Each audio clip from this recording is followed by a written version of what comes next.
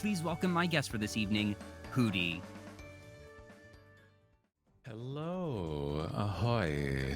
Ahoy, How is ahoy. everybody? Hello, Hooty. Welcome on in. Yes, indeed. We have the bells ringing in chat. Oh boy, dink donk, dink donk. Oh Well, boy. I'm sure that most folks who are tuning in right now already are familiar with you, but for anyone who might not be, if you could introduce yourself. Well, I suppose if you are new to me and what I do, my name is Hooty Hoo, captain of the Hooligan Pirates, and I generally do just about everything and anything I want. I am a self-made illustration and rigging side of my model. I made myself, basically, crafted from the ground up with my own two hands. Truly a self-made man right here. Oh my goodness. It's a wild thing that I still don't fully know how I've done it, but we're here now. Fake it till you make it is a real thing. I don't know how I've made it as far as I've made it, but here we are, and you just roll with it. But yes, it's nice to be here. It's very interesting to see the other side of actually being in an interview, I suppose. Oh, is this the first time that you've been a guest on a talk show of this sort?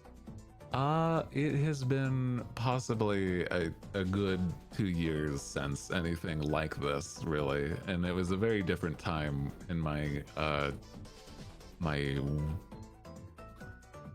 direction, different whole direction before this. So this is nice nowadays. Awesome. Well, I hope I can provide a good positive experience as always. That things are pretty casual here on Vtuber Talk. I definitely try to make it just a fun time. That I've flip-flopped between if I've put the stream category in talk shows and podcasts or just chatting, because I try to lean into just chatting. That one thing that I said to you and that I say to my guests is that it's a casual feel. I try to make it not like 60 minutes, but a late night talk show like with Jimmy Fallon or Stephen Colbert, just actual conversation and not a hard hitting interview. So don't worry, I'm not going to be asking any particularly tough questions unless I maybe want to grill you on some of your hot takes from the Candy Tears stream that you had last night. I find that I'm pretty open on most questions, but it's that I think, in my opinion, I'd probably stick in the just chatting. It's a big category, and you never know who's going to be watching, really. But yes, welcome on in. One thing that I was really excited and sort of surprised to learn about you is that, obviously, as you said, you are the captain of the Hooligan Pirates, and that you, the lore is that you are the son of Captain Hook, and that the given name was Hooty Hook, and that you dropped the K from the name to separate from your father. But as it turns out, Captain Hook is not the origin of your name.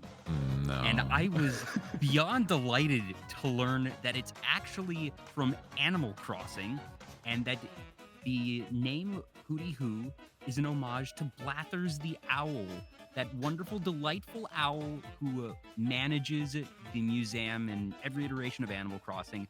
I legitimately did not know that, and it just, it made me smile so much, because Animal Crossing is certainly a franchise that's near and dear to my heart, but I'd love to know what your experience with that particular franchise is. That where does it begin? Were you back on the GameCube? Is it?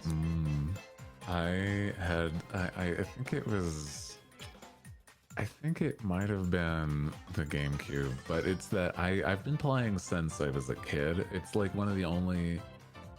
I grew up in a household with like mostly Nintendo consoles, and this is like Animal Crossing is one where it's like it's very much like, so like for my family's sake, is like just super safe, nothing involving like gore or violence, and it's like, oh, we can have this, and if you if your brother wants to play, he also can. I have like one younger brother, so that was a big factor of just having Nintendo. But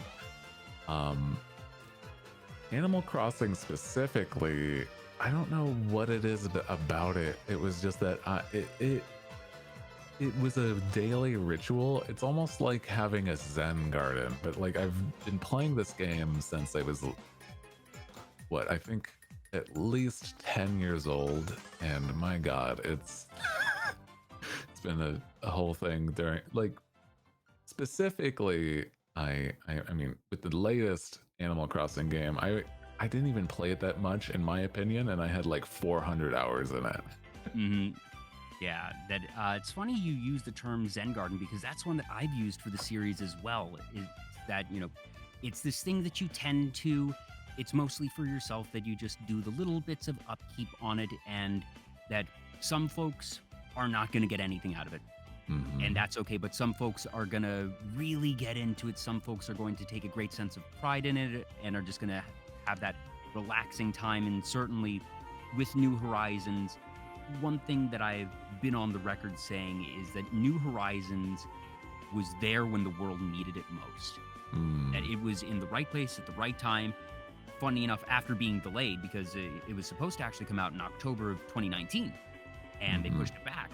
And, in hindsight, it's a wonderful thing they did, because it brought a lot of folks together. And I know for me, it was something that definitely helped for the early part of 2020. But not to harp on the not so great times, that Animal Crossing is always a good time, and Blathers has been an institution. So what was it about Blathers that really hooked you? For, oh gosh, pun half intended. I'm gonna say that pun was intended. I'm gonna say I meant to do that.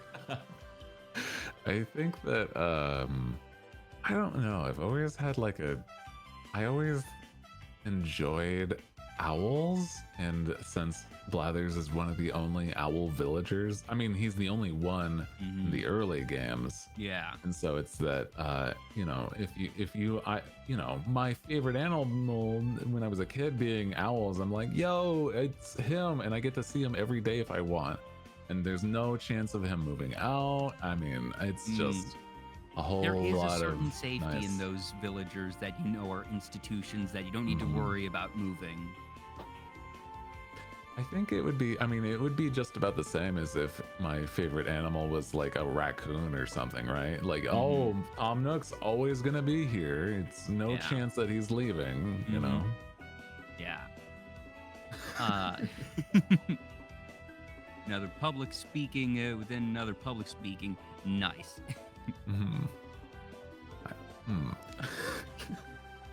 Hi, Scully. Is welcome on in. We see you over there. One thing that always really struck me about Blathers in particular, that was always super fun. He loves fish. He loves fossils. He's terrified of bugs. And that's just been a running gag. And I don't know about you. I do not like bugs either. So I very much relate to Blathers when he's like, oh my gosh, why have you just handed me this hideous creature? I have a story about bugs that isn't the reason why I have an eye patch, but you'll understand why if I told it. I have an actual phobia of bees, more specifically, out of any bug. It's because when I was a kid, I was running in some sort of field playing tag, and it is that I was told when I was a kid, if you don't bother a bee or mess with it whilst it's flying around you, it won't sting you. Yeah, that don't mess with it, it won't mess with you. That's a lie. So when I was a kid playing tag, one of the kids was being messed with by a bee, so he was freaking out, and he slapped the bee, and that bee landed on my face and crawled all the way up to my eye and then stung me in my eye.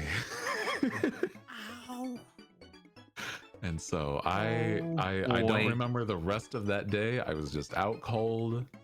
I from that point on, the sound of bees or the look of bees and any semblance more than being a cartoonish thing is very much a bad.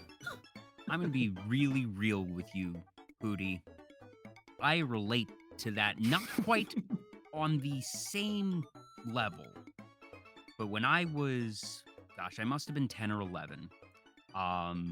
My cousin was babysitting my two siblings and I, and we went out in the backyard, and it turns out that there was an underground bee's nest in their backyard that they weren't aware of, and my cousin, my siblings, and I got swarmed. I was actually the only one of the four of us that did not get stung, but I was the one that got the phobia from there.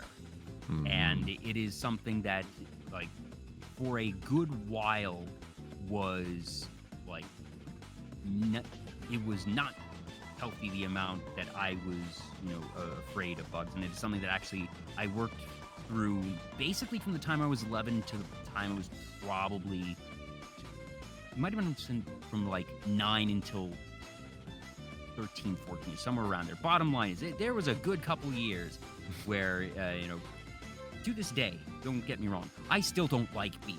I've made it to a point where I am able to maintain composure if I see a bee. But by gosh, if I see a bee, like flying around me, I'm going to, stand up and move over there, just, over in that general direction, away from the bee. I do not like bees. I sympathize. I can't say that I was stung in the eye. You win there. But I definitely, you are among friends here, Hooty. Do not worry. I mean, with my experience, it even got to the point where how dare you no pretzel? I can take cartoon bees. I don't mind, if you show me a cutesy cartoon bee, fine. If you show me a picture of a bee, fine. If I know that I'm not in the presence of a bee, I don't care as much. But sorry, I cut you off there. It's all good. When I was playing a while back, I played a playthrough of Resident Evil 7. And if you know anything about that game, is that there's a point where you encounter somebody that her whole thing is bugs. And when you open up like her section, immediately you find yourself face to face with like a giant, like basically forearm sized fly, but in my mind I immediately register that as a bee on my screen, and I freak the hell out on stream, and it's like I'm gonna have to go. I'm sorry for the sudden abrupt end to stream. I can't handle this right now. Oh boy. The size of the forearm, I don't care if it's a bee or a fly at that point. I mean, yeah, but I know it's in game, but it like, goddamn it, like it was very sudden. No, and especially if it's something that you're, not expecting. That completely sympathize there, man. That, bleh. So I take it in Animal Crossing, you don't shake trees much. Well, it's interesting because like the sound in Animal Crossing doesn't quite trigger that.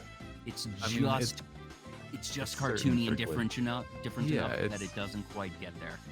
It's like there's the song over it, and it's like, and I've like learned certain techniques, but it's like something that's supposed to look real and then has like certain sounds. Like I can't play, I could not play Grounded. That game just came out, I think on the Game Pass, and I'm like, I cannot play that because of the fact that there are bees in there, and they have like an option for like spider phobia, but nothing for bees. Nothing for bees. So I don't know. Just the buzzing and the visuals combined is, if it's realistic, it's too much. At the very least, I can tell they haven't ruined Black and Yellow for you. No, I mean, not really. Well, that's good. Yeah, I'm just not a fan of bugs in general, but I have that, very specific history with bees. So, like I said, among friends here, but in general, like, I just don't like bugs.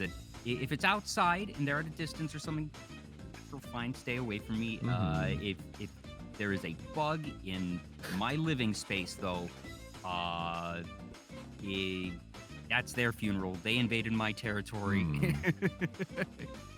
I know that Scully brought up a point because he has been a longtime viewer of mine to the point he saw it. I modded the game so that it didn't look like bees or like flies. The only mod that changed the model of the flies was a Simpsons mod. Oh my gosh. So like the only option was to have the main baddie look like Marge Simpson and also have the bees look like the bee mascot in The bee man. Simpsons. Yeah. Oh, that's incredible. So even still the noise happens, but it's like it's not enough to like fully cause it because now I'm like with the visual being so divergent that it's able to not quite get there. That's good. But hey, I'm glad that you were able to find a way around it. And if that be using a mod, so be it. So be it. Once again, I'm going to totally say I meant to do that pun. That was absolutely intentional. I'm funny. Oh boy. But yeah, I mean, there's a lot to enjoy with Animal Crossing, and so yes, I very much sympathize with Blathers in it. To bring it all full circle. Yeah, indeed. But it was. I don't know about you. One thing that I did with some friends, or that we started to do. Are you familiar with the game Sardine? The playground game Sardine. I can't say I am. It seems a little. I don't know. It is reverse hide and seek. It is one person goes out and hides, and everybody else starts to look for them. And if you find the person who is hidden, you hide with them. Oh. And so as more people start to discover, you all hide together, getting packed in like sardines. And it's, just reverse hide and seek, and the goal is to not be the last person to find the group. Or, if when the second to last person finds the group, you can all just go out and say, hey, next person's it, whatever. But I would do that with friends in the museum, because the museum in New Horizons is enormous. That they really upped their game with the New Horizons museum. That it's, the museum has been a staple in all the games, but it's gone from being just, big open room with lots of fossils and fish and bugs to having these really nice terrains with different little biomes. And basically it would be, all right, person waits outside of the museum and everyone else gets, 2 minutes to find a place to hide. And that we just sort of imagine, all right, Blathers is probably either really upset that we're, just playing around in the museum, or maybe he's just sitting by like, oh yay, this is so wonderful, the villagers are enjoying the museum, I am so happy. Interesting. I have not played something of that, but that does sound like it'd be fun. Yeah. It was a fun little mini game that we had for ourselves. I think that I don't know. It was always the thing with I like to fill the museums just as much. I mean, as much as I can without giving Blathers bugs, because I'm just not going to catch bugs. But it would be certainly something to see, like a full museum with just people hiding, and then there's like the section with, bugs that just is empty entirely almost. Yeah, and hey, Ed, if you want to make it so that he's not scared, you donate more than one thing at a time, because he then just takes them, and then he doesn't have the big scared reaction. That's true. That would be probably the best way to go about it. Do you find that you have a particular play style for Animal Crossing at large, that, there's so many different ways to enjoy the game and there's no wrong way? Have you found that there is some level of consistency to how you play, or is it something that's maybe switched up from iteration to iteration? I feel like it's generally changed just due to the fact that there's like later or delayed, or things that they've added after certain titles. Like, I mean, building was never a thing, but nowadays you can. I used to enjoy trying to find basically furniture that would match my actual living space, and that was actually like a little bit of a harder task, just due to the fact that like some things can be super specific, but others are, you would have to, with certain versions, have customized or customize things yourself, or make certain like palettes. So it's like just trying to make my own place, but in the game actually. And nowadays it's with now you can have furniture outside, so it's kind of extended to like, what if I were to try to make like some places that I've been to possibly, or I don't know, trying to make some sort of like natural environment. I like making something that would actually be lived in, I suppose. Yeah. Yes, froggy chair. Yeah. For me, that I would usually go for the furniture that I just thought looked nice, that I didn't necessarily try to recreate any of my living spaces or even necessarily make my like ideal house. I'm not much of an interior decorator, honestly. I just was like, oh, this is a cool one, let's add this. And you know, I always liked any of the Nintendo items that you can find, obviously, were going to be things that I would want to include. I remember in the first Animal Crossing, you could actually get playable NES games. And that's actually how I first played games like Donkey Kong and Excite Bike. Definitely used the codes for those because most of them were extremely rare. But it basically allowed me, who had never owned an NES, the chance to play probably about a dozen of the better known classic Nintendo games. That the thing was, you couldn't save, so they were all the more arcade style ones, but it was still really fun. It's honestly something that I wish they had included in later ones, but you know, I'm just glad we had it at least for the one. I remember trying to get a lot of those. I had a lot of Nintendo items, but it wasn't that having those mini consoles or like the games were not an easy task. So it was that I never really got more than the ones that were just actually in the store. Or so, you know, not a commonplace thing, but I like the idea that they let that happen. But I think, I mean, I don't know, there's a part of me nowadays that is like, I don't think Nintendo would return to something like that. Yeah, well, most of them are now actually available for free on the online area. That you know, like these were some of the simple classic ones. That, you know, they now have their subscription one for like N64 games, but most of them are now available for free if you have the overall Nintendo Online, you know, basic thing.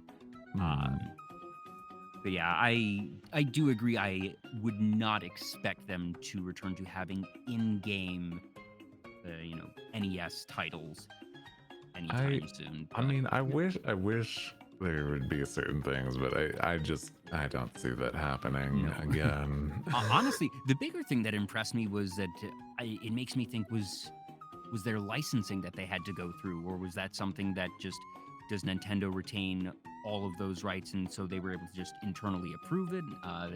You know, I feel like it would have been an internal thing.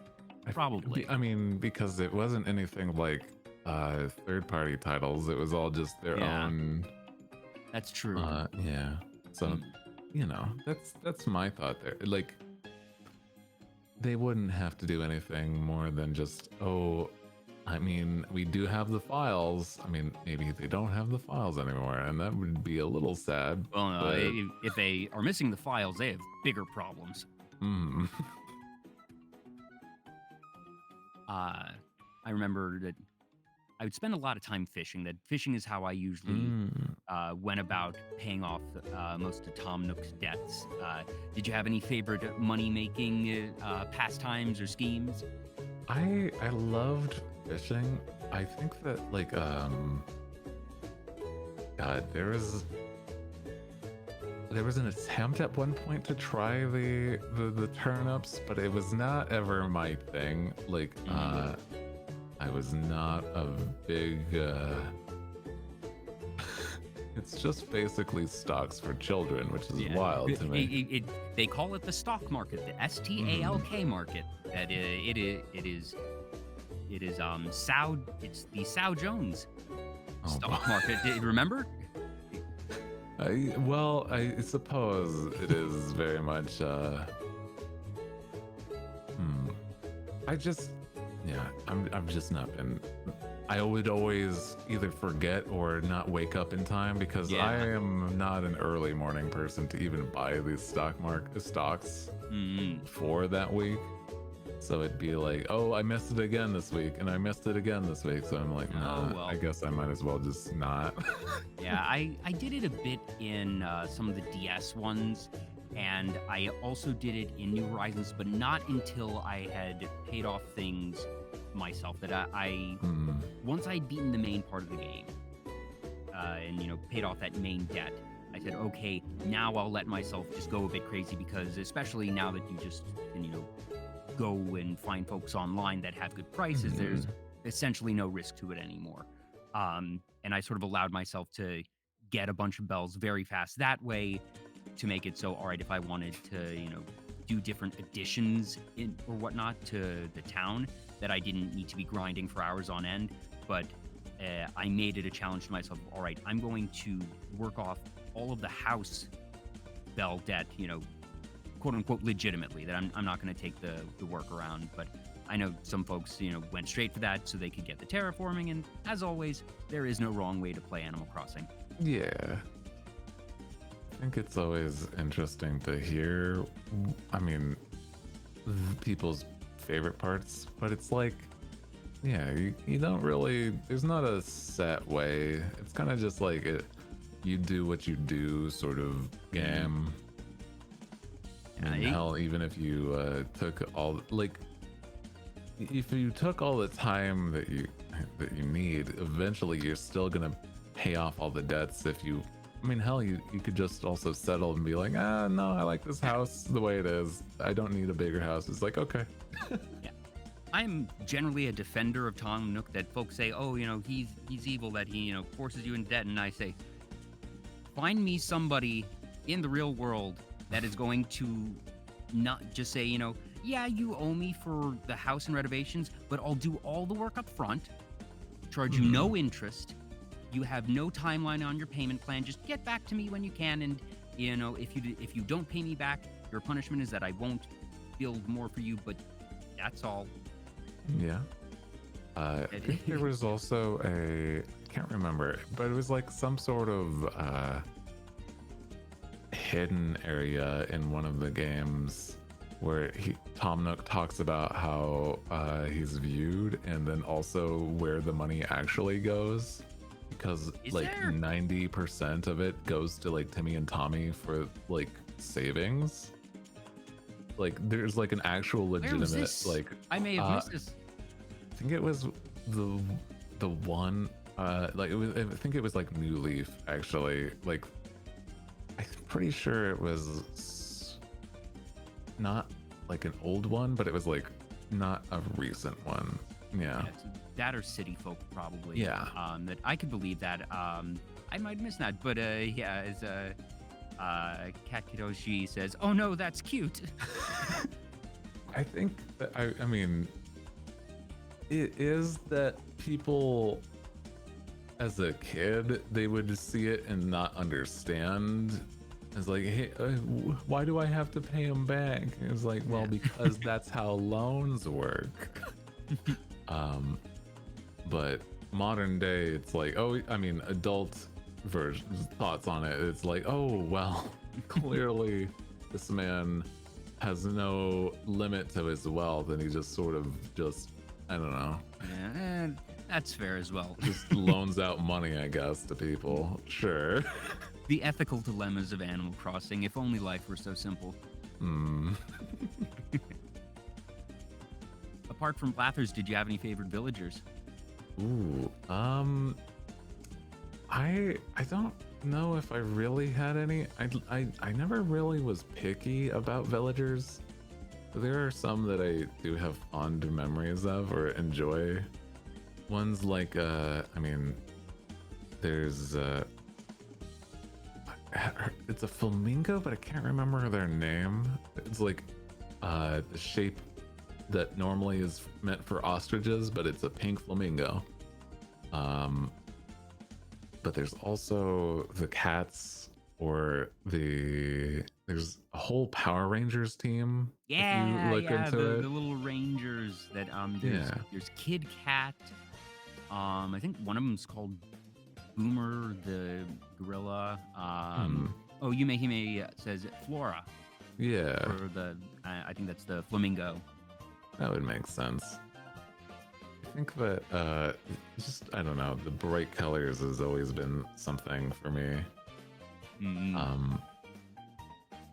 I yeah, the Power Ranger team is just one of the favorites too, because they're kind of like, I remember them being written, like in the older games they had a lot more specific dialogue where it's just like actually talking about the other members and everything too. That's really neat to me. Yeah, that I know one of the bigger criticisms of New Leaf was that, or sorry, not New Leaf, New Horizons, is that it really simplified the dialogue options. So somebody just subscribed on YouTube because I don't have Twitch subscriptions. So thank you for subscribing on YouTube. I always put the episodes up about a week after broadcast. So if you're watching on YouTube right now, hi, welcome. Like, comment, subscribe, all that jazz. Yeah. For me, I liked, gosh, there weren't many villagers I disliked. The one that had the biggest impact on me was Lily the Frog, and that's not for the normal expected reasons. Lily the Frog is, pleasant, cute little frog villager. But as it so happened, while I was playing New Leaf, it was New Leaf or Wild World, actually. My family was in the process of getting ready to get a dog. And we were debating names and just going through different ideas.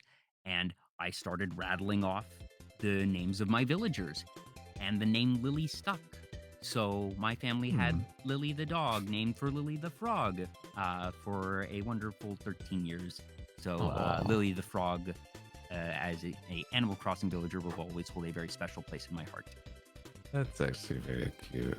I enjoy that. I don't think I've had any that would be that impactful, I'll be real.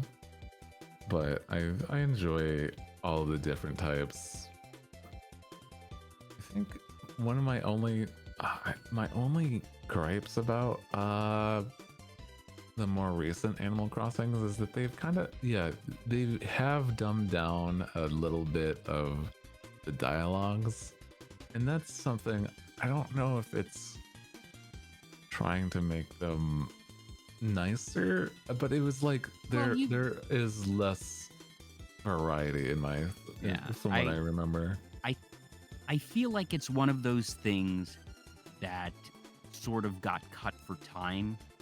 That obviously they put a lot of work into the terraforming, a lot of work into the different furniture and whatnot. And just my guess is that for all the different features they added, that the character dialogue was just something that they did not invest significant resources in.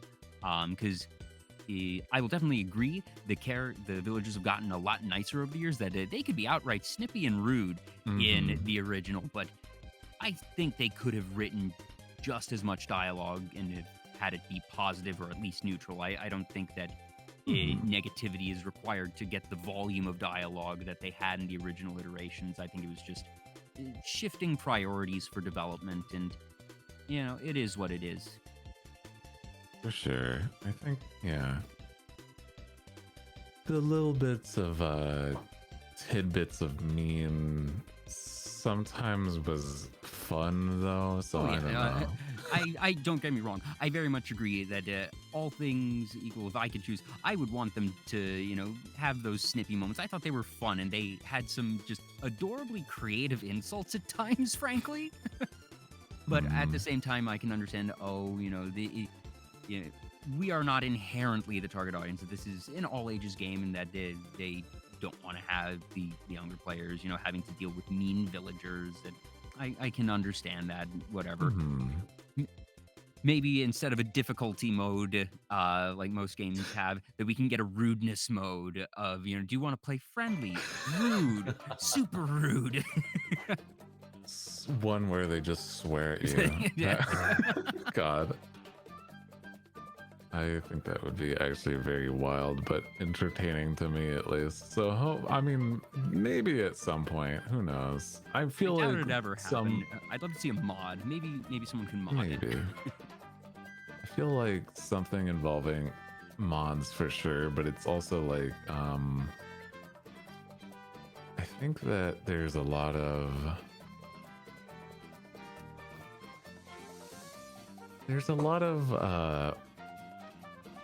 push for some more adult themes in some Nintendo games, but I don't know. There's also been like a pushback from having certain adult things in Nintendo games, so I guess it depends. Yeah. I don't think that. Sorry, go ahead. I don't think that they're really pushing for, I don't know, the rudeness that there used to be in Animal Crossing, but I don't know, some adult things in other games. I don't have any specific examples, but I'm pretty sure that they've been progressive in certain ways, I guess. And I feel like some of it probably is specific games, and in some cases shifting expectations. That Animal Crossing, for its first release, was an experiment, and that there wasn't necessarily going to be a ton of eyes on it. At least, they hope every game is going to be a success, but I don't think they released Animal Crossing think it was going to become one of their tentpole franchises, and that there probably wasn't going to be as much scrutiny on it for those reasons. And then once it got bigger, that they may have been like, okay, yeah, since we know it's going to be played much wider, that they might have been a bit more particular about the dialogue that went in. But then there are other games that, aren't necessarily going to be the kitty games, and might be able to have the occasional adult innuendo or something like that. Makes me wonder that one thing, at least as of time of broadcast, in 2 days' time, we're going to be getting the first trailer for the Mario Brothers movie, and with that on the horizon, that it's going to be interesting to see where they go with the comedy and just how far they let it be pushed. And my guess is it's not going to be very far. I think we're going to be dealing with Sonic the Hedgehog levels of quirky, fun zingers, and nothing too rude. But I doubt that they're gonna do anything super experimental. I mean, with the studio that it is, they'll probably just have mostly kid humor. They seem to know that audience from the other movies they've made, at least. That's true. Yeah, I hadn't even thought of it of just from Illumination's perspective that, the Despicable Me franchise has had the occasional, veiled adult innuendo. I haven't seen any of the Minions films, so I can't speak to that, but I saw Despicable Me 1 and 2. So who knows, but it's going to be interesting one way or another that we're finally going to hear, Chris Pratt as Mario, and just, I'm looking forward to Jack Black as Bowser. Frankly, I think I really have no idea what to expect. I'm just expecting it to be baseline. That my general opinion on it is, I think that if Nintendo didn't think it was going to be baseline good, that they would do what the CW did with Batgirl and I think they'd be more likely to cancel a finished bad Mario film than let themselves fall prey to what happened in 93 again. Mm-hmm. So I'm expecting base level competency, but at the same time, I agree, I'm not expecting anything revolutionary. I think they're going to play it very safe. I just don't know. They'd have to have had some sort of like really good pitch for the movie. So I mean, hopefully it's something at least above mediocre. Like I said, it just after the last Mario Brothers movie, I'm expecting that they are acutely aware, probably more so than any of us, because let's face it, that the Mario Brothers movie from 93 has largely just become a joke in the gaming community, that we all know it's terrible, and we laugh with it as much as at it nowadays, I feel, whereas I think Nintendo as a company remains outright mortified at the concept of that movie existing, and that they are going to do anything in their power to avoid that scenario again. I mean, I have weirdly recently. Oh wait, that's right. You were in that, weren't you? Yes, I completely forgot about that. And been a part of a retelling of the Mario movie. Yes, I was Toad in the movie. That's right, you were, because I tuned into that. And you were doing a reading with some folks from the South Side. Several past guests that I've had on this very show, in fact, were involved with that. Koki was there. I don't think Meat was in that one, but good bunch of folks. Love the folks over at the South Side. And now that you mentioned that, yes, yeah, you did play Yoshi, but I hadn't even thought about that. So yes, you are very recently aware of the state of that particular movie. It was definitely a wild time that I've forgotten a lot of bits about. That I mean, there's a lot more. I think it's understandable why they've moved away from film for such a long time. Yeah, I can't exactly blame them. I think it's interesting. I mean, I understand. I just don't think, it would just. They could have gone animation, but they just didn't, and I don't know. I can certainly say, I think animation was the correct move this time. I certainly hope it stays wholly animation. I don't know what they. I mean, like, oh my gosh, I hadn't even considered the potential of like, would they do some real world thing? I think if they were to do that, it would be like a post-credit stinger. It wouldn't be any substantial part of the film. It wouldn't be anything of substance.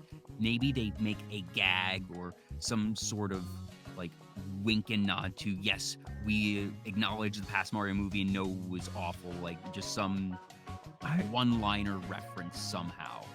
I have a feeling that they might reference like they might have more people that are fans of Mario that have made the movie, so there's a chance that there's some good, like, hey, here's a reference to the old TV show, like, or something. Oh yeah, I could see them throwing the line, do the Mario in there or something like that. Or just, what do you think? Were dinosaurs from a different dimension? No, that'd be stupid. Oh boy. To just, actually ridicule themselves or something like that. I could see that. There's just so much they could do. I just don't know what to expect. It's still... nobody does. It's still just wild, the vocal choices for just a good majority of these characters. I hope that we are all going to be pleasantly surprised in 2 days' time, and that that maybe they're going to turn in a performance that we just never imagined, and that all right, you can hear that it's Chris Pratt, but that he's differentiated it from Star-Lord, and that you can actually be like, oh, I see why they made this choice, even if it's not the choice that I made. Maybe I It's just going want to to be be cautiously weird. optimistic, but I also agree. I think that regardless, it's going to be weird. More so just because we're not used to having any of them voiced. That Well, they, it's yeah. Having anybody besides Charles Martinet voice Mario or Luigi, like any of the Mario brothers. but I feel like even if it was Charles Martinet, hearing Charles Martinet do a complete conversation as Mario, I think would still be weird in its own way because yes, we have the, it's a me and woohoo and things of that nature. That this is a largely Yeah. mute franchise, so in general, it doesn't matter if it's Chris Pratt or anybody else. The fact that we're getting voices will probably be pretty weird. I mean, there's been certain titles, but not Mario speaking. It's stuff like Mario Sunshine with like full lines and everything every now and You're then. right. You're absolutely right. Completely forgot about that. But I mean, it's not the whole time with it because there was, I mean, the choice of having Bowser actually speak a whole line had like repercussions and stuff like that. I was like, ooh, that was not what I imagined Bowser. It's like, uh-oh. Yeah. So the Bowser then never spoke again. Until now. Yeah, it'll be interesting hearing Jack Black. Don't know if it's going to be just Jack Black or they're going to do something different. I don't know. I don't know, but we'll find out one way or another. But another pretty mute franchise that I know folks have dreamed of a movie for that I doubt we're ever going to get is Legend of Zelda. Mhm. And I know that is a series that you are just a diehard fan of. So I guess to start off, would you ever want to see a Zelda movie even attempted? Or do you just think that trying would be a bad idea? I find that they would have to stay true to how they wrote Link. I mean, like, the most writing for Link as dialogue has been like Skyward Sword and then some of Breath of the Wild, but like he's primarily mute. He has a specific voice. It wouldn't be anything that I don't know if I would enjoy it, even though I'm such a diehard fan of Zelda.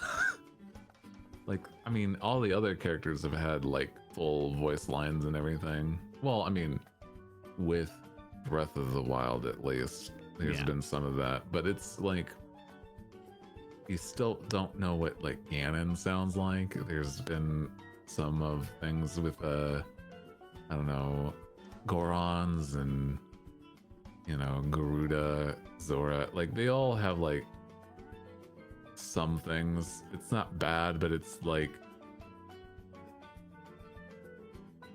I still feel like it wouldn't be something that, unless it was just a full-blown animation that was like covering more of the bases, then I don't think I'd enjoy it. Like it'd have to be something where like somebody like Studio Trigger or something would have to have like been doing the like animation for it, because like okay, I hadn't even thought about it from that angle of like not even doing Western animation, but to actually just have a full-blown Japanese produced anime. And also the idea of it being Studio Trigger. That's I mean, like,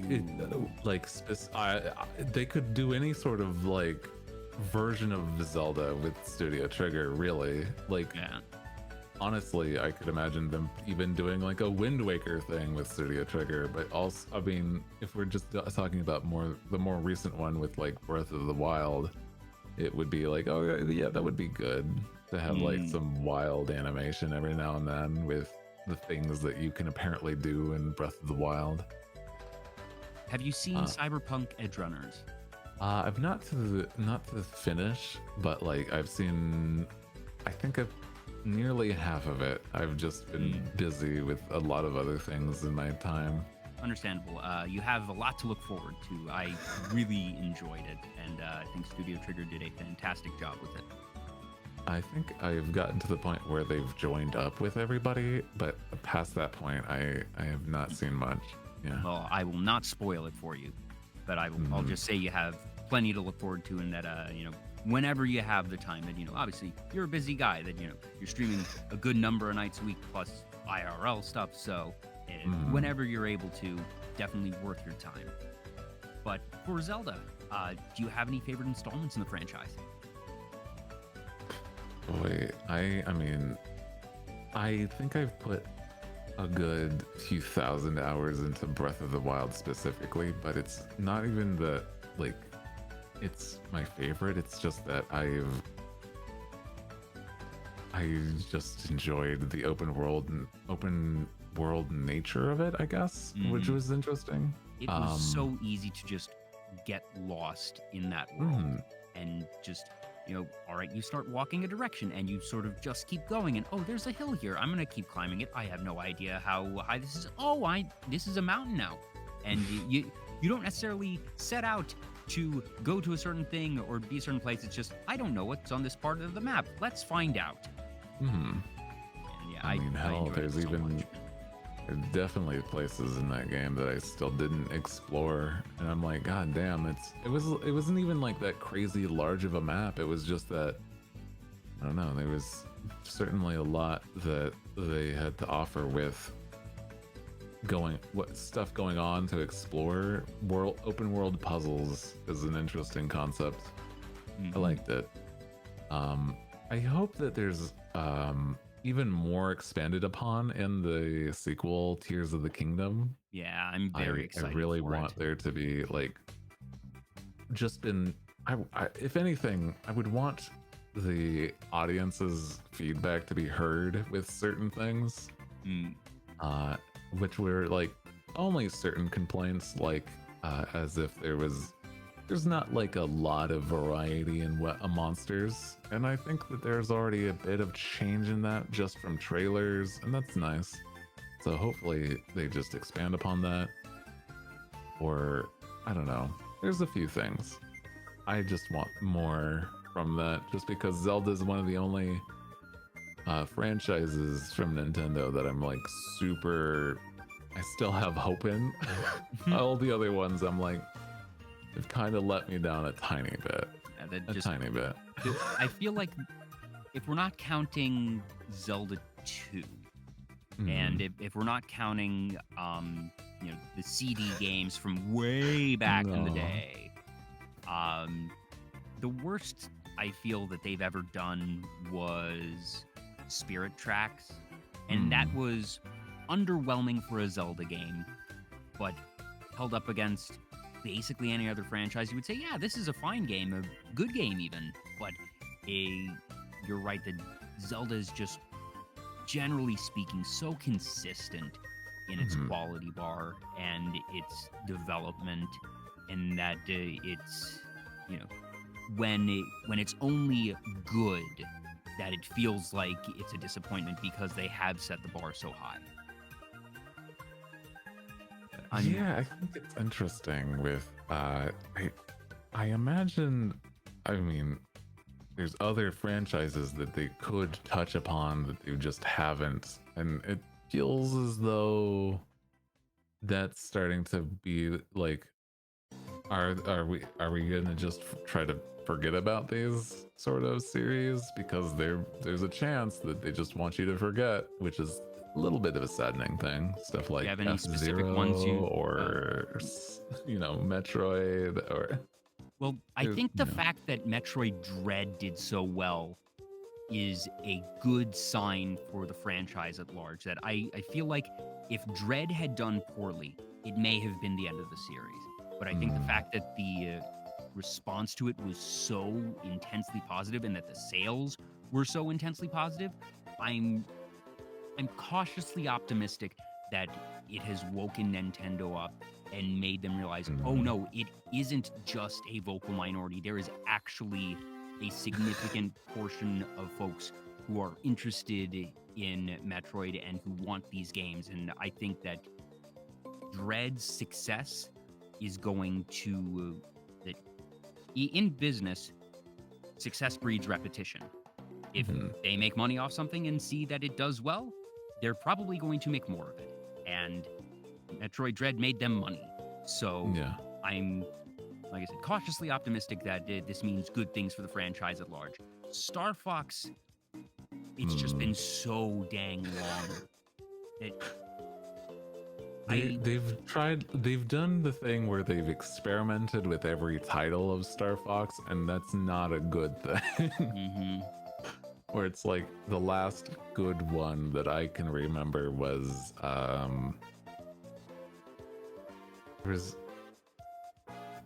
boy, I'm struggling to remember the name of it, but it was the one before the dinosaur planet.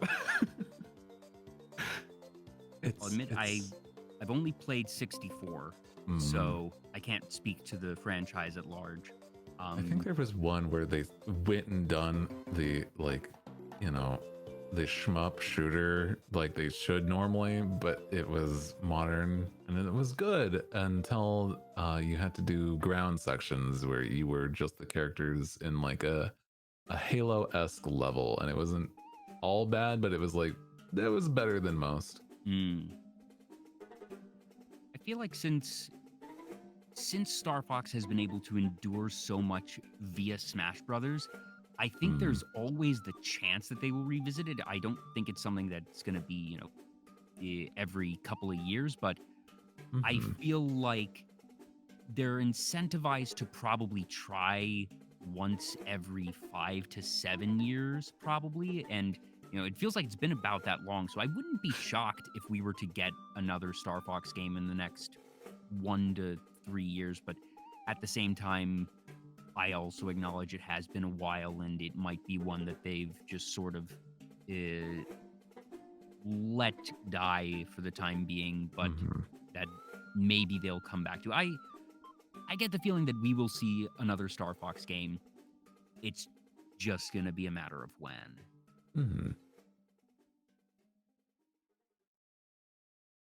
There's definitely a lot. I mean, I feel there's some want for basically a classic Star Fox again. But I don't know. It's, up in the air whether Nintendo would do it or some indie developer attempts and succeeds, Yeah. I don't have too many series from Nintendo that have gone by the wayside that I want to see back. Personally, the one... Actually, no. Well, no, sorry, that's not a Nintendo one.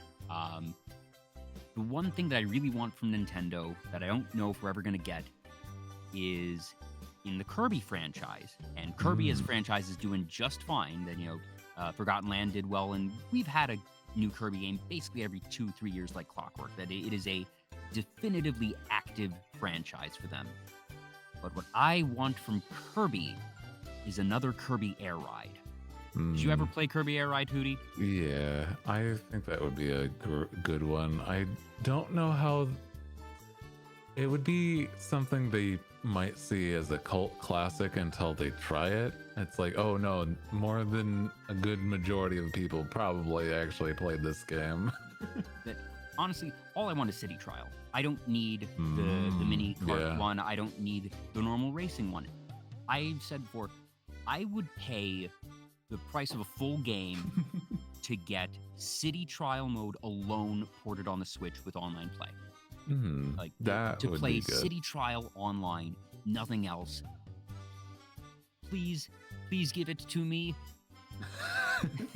I think that that was definitely even as like a kid that didn't really play much multiplayer, it was something that I enjoyed just because you could play with bots and it was still a fun time. Like, I don't know, something about the nature of the game entirely was really fun. Like, you unlocked new things. It was like combative. There was like special events. There was definitely overpowered things. So it's like if you saw somebody with one of the overpowered things, it's like, oh god, I gotta do one of the other overpowered things maybe. Yeah, it just if you found the Hydra Dragoon pieces, that it was suddenly a mad dash to, all right, I need to try and hope that the others sitting next to me, because this was obviously couch co-op, or not couch co-op, but couch play, so the folks could see and hear, all right, there was a special sound that a legendary machine piece had been found, and you just had to sort of hope, all right, maybe they were too focused on their own thing to see it. Maybe I can just quietly get their own thing. But usually it just became a mad dash of, oh gosh, anyone else who's playing it, their sole purpose is to find those red boxes and hope that they can keep all three pieces away from the other person. But then there's just, the finding the different power-ups, or finding the other machines that it was randomized. You had, like you said, the special events, and then you didn't necessarily know what the stadium event was going to be, so you had to either hope for a hint and then hope that the hint was accurate, or just find those different ways. And it was so fun, and it's so easy to just say one more round, because like the longest round would be 7 minutes plus the stadium event. And I spent many hours with friends on that game, and would love to see it brought back, even if it was just a port. But ideally, if we could get a new one, that'd be awesome. Also, Storm the Hedgewolf, thank you for the follow. Gosh, there's a few of those types of games that you don't really expect, I don't know, a return, but you would love to, like, I don't know. There's a few that I enjoyed, that I don't know if too many people had like similar experiences. I enjoyed a few of these games that weren't like first-party Nintendo games, mind you, but like, I mean, the studio still runs because it's EA. I would love to see there's like this sort of series called My Sims, which wasn't like the normal Sims. It was like a weirdly chibi style where everything was kind of blocky. And if it were to, I don't know, there was some sort of like charm to just seeing very like dumbed down Sims in this style. It was fun, because they had a few different versions of that game, or that game series at least. I'll admit that I'm not super familiar with it. I've heard the name The Sims, and obviously I'm familiar with the normal Sims. But I guess, would My Sims be something that feels at all similar to, Animal Crossing or a farming simulator, or was this just The Sims Lite? It was definitely more of like a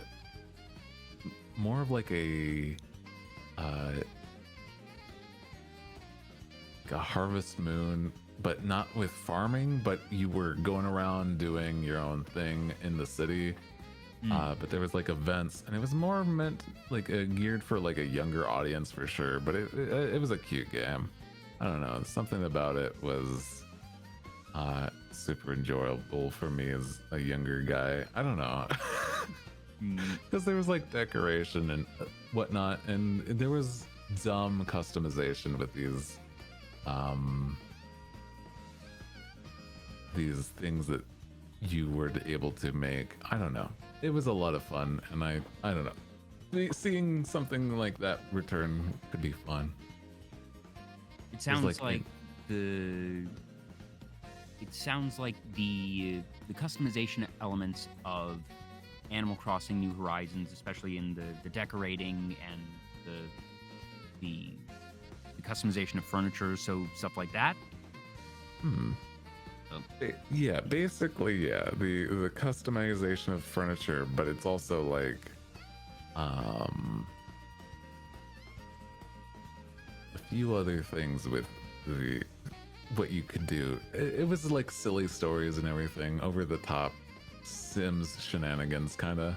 But yeah, I don't know, it was like weird, not even indie games, but it's like games that I would love to see that probably didn't even have a following. Well, the Sims franchise seems to be doing fine, so who knows, maybe.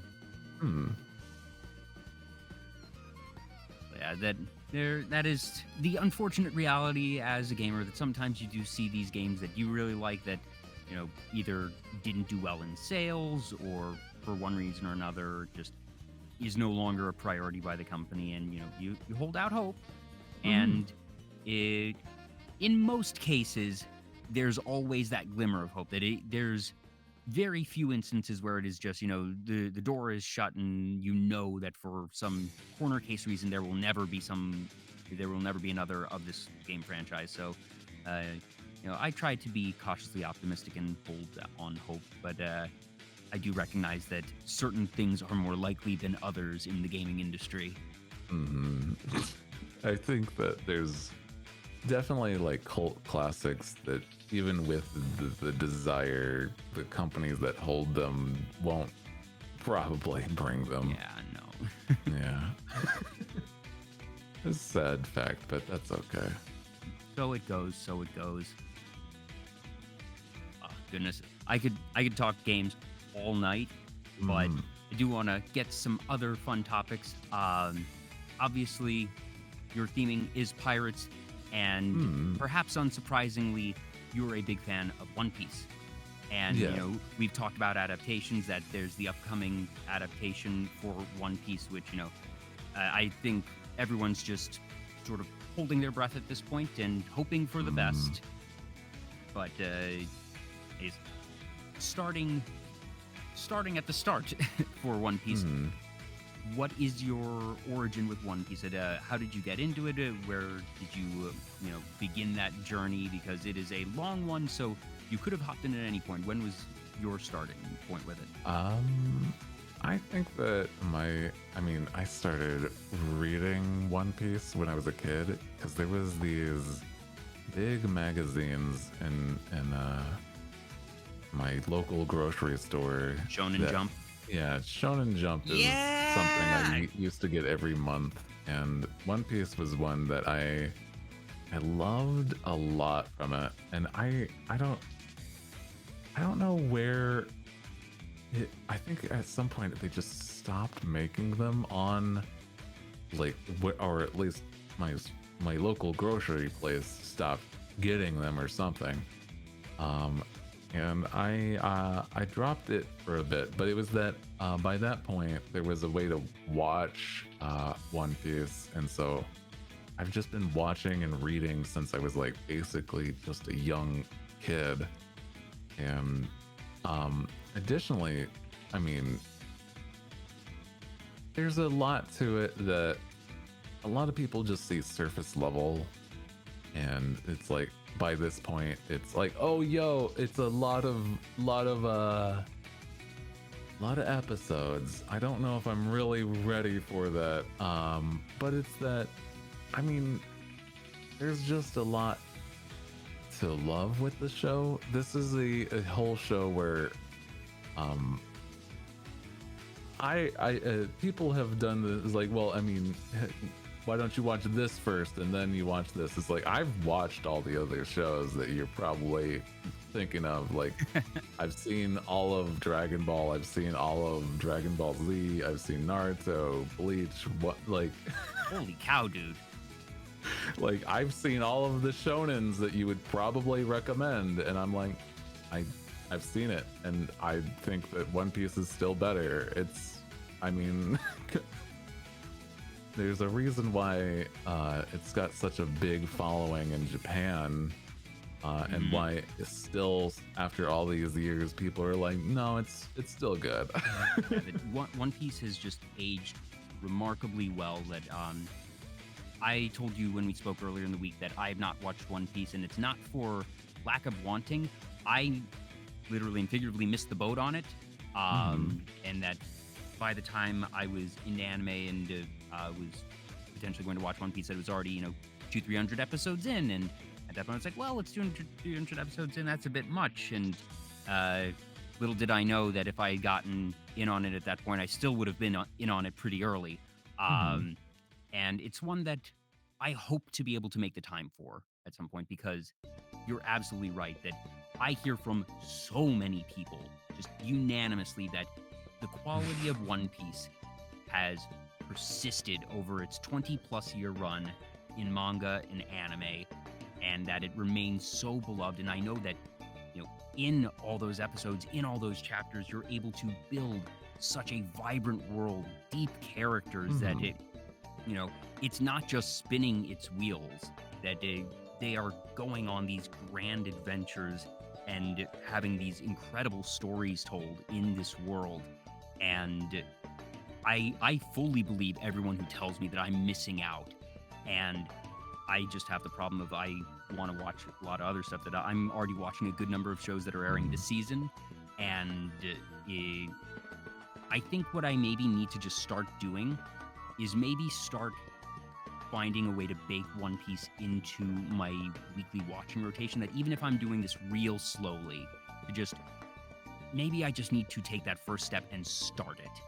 Because I'm sure that if I just begin, that I'm entirely liable to just fall in entirely. I've heard of this happening to friends, and just they're like, hey, I started One Piece a month ago, and now I'm 120 episodes in. Like, oh, okay. Yeah. With One Piece, I've always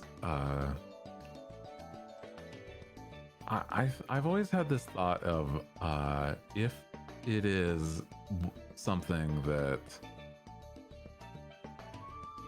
I know it's going to be ending at some point, and the thought of being in the media res of like what is going to happen without having any chance for there to be like spoilers online of what the ending is, etc. Like, because nobody knows, and it is going to be a monumentous occasion whenever Oda finally ends it. That imagine, Game of Thrones, the ending, which certainly was not particularly well received, that was some 8 years in the making for those who had been watching the show. That, obviously the folks who are reading the books still don't have their ending, but Dragon Ball Z has not ended, but it's also not quite the same as One Piece, that it's followed so many different avenues and retellings, whereas One Piece is a single contiguous story centered on Monkey D. Luffy. And that, Naruto ended, and obviously we had Boruto come up, but, the story of Naruto, by and large, ended. That we have Bleach, which ended a while back, and actually just now this season we're getting the final arc animated, but the manga ended some time ago. And that One Piece outlives all of them in terms of longevity, just for time, but also sheer volume in the amount of content. And even now, as we're getting quote unquote close to the end, that if memory serves, Oda has said there's somewhere between like 1 and 3 years left in terms of publication schedule, that I see folks screaming every time there's a new chapter drop. And I know that whenever the final chapter hits, that it's going to be a thing. It's certainly there's been like wild events with stuff. I won't go into details, but there's been like a 25-year drop of the hat, like something that we thought the whole time was like how this works has been shifted, and it's like, oh wait, hold up. I heard that there was a recent paradigm shift. I'm really good at avoiding spoilers for things that I like and for things that I don't like, and I've gotten good at curating my feed. And also I have an extension on my browser that hides trends on Twitter, which is great for your mental health. Highly recommended, but it also means that you very easily avoid spoilers if you're not following folks who are prone to posting spoilers. But yeah, I heard that there was some paradigm shift, and like that's so cool that obviously so much is happening. And for you, do you have any favorite characters? That I'm guessing Luffy is up there, so I'm actually going to say I'm going to change the question to, apart from Luffy, tell me, 1 to 3 of your favorite characters. I find that like with One Piece, it's really hard. Like like I enjoy the main cast. Like there's no like Luffy's on par with everybody else in my opinion. Like everybody else is on par with Luffy. It's like with the main crew. So it's that like there are people that have a favorite like One Piece like crew member or like Straw Hat crew member, and I don't really think I do. I've had experiences where I've been able to I have things that I can say that I've done that are very much a a look into what might be a favorite character. I've gotten to meet the Japanese voice actor for Frankie from One Piece. Oh, neat. And he's one of the main crew. And I'm like, I love Frankie, but there's also other things that I enjoy about everybody else in the crew. I don't know, man. If you were a captain in the One Piece world, do you have like have you ever imagined like have you ever done a One Piece OC, even if it wasn't something that was written out, like a concept of what Hooty Who would look like in that world? I've never made like OCs in with other media, but it's that I've been basically hounded into thinking about what would be my devil fruit, which is the closest thing to what it would be. There's the idea of having like a cartography devil fruit, and it would basically just give me the power to like have a destination in mind, and then like a dotted line laid out in front of me. Jack Sparrow's and then there's like compass. other ways to go with it, but yeah, basically like a Jack Sparrow's compass, but with like probably more steps, just because that's how One Piece works. Naturally, it's got to be like weirdly niche.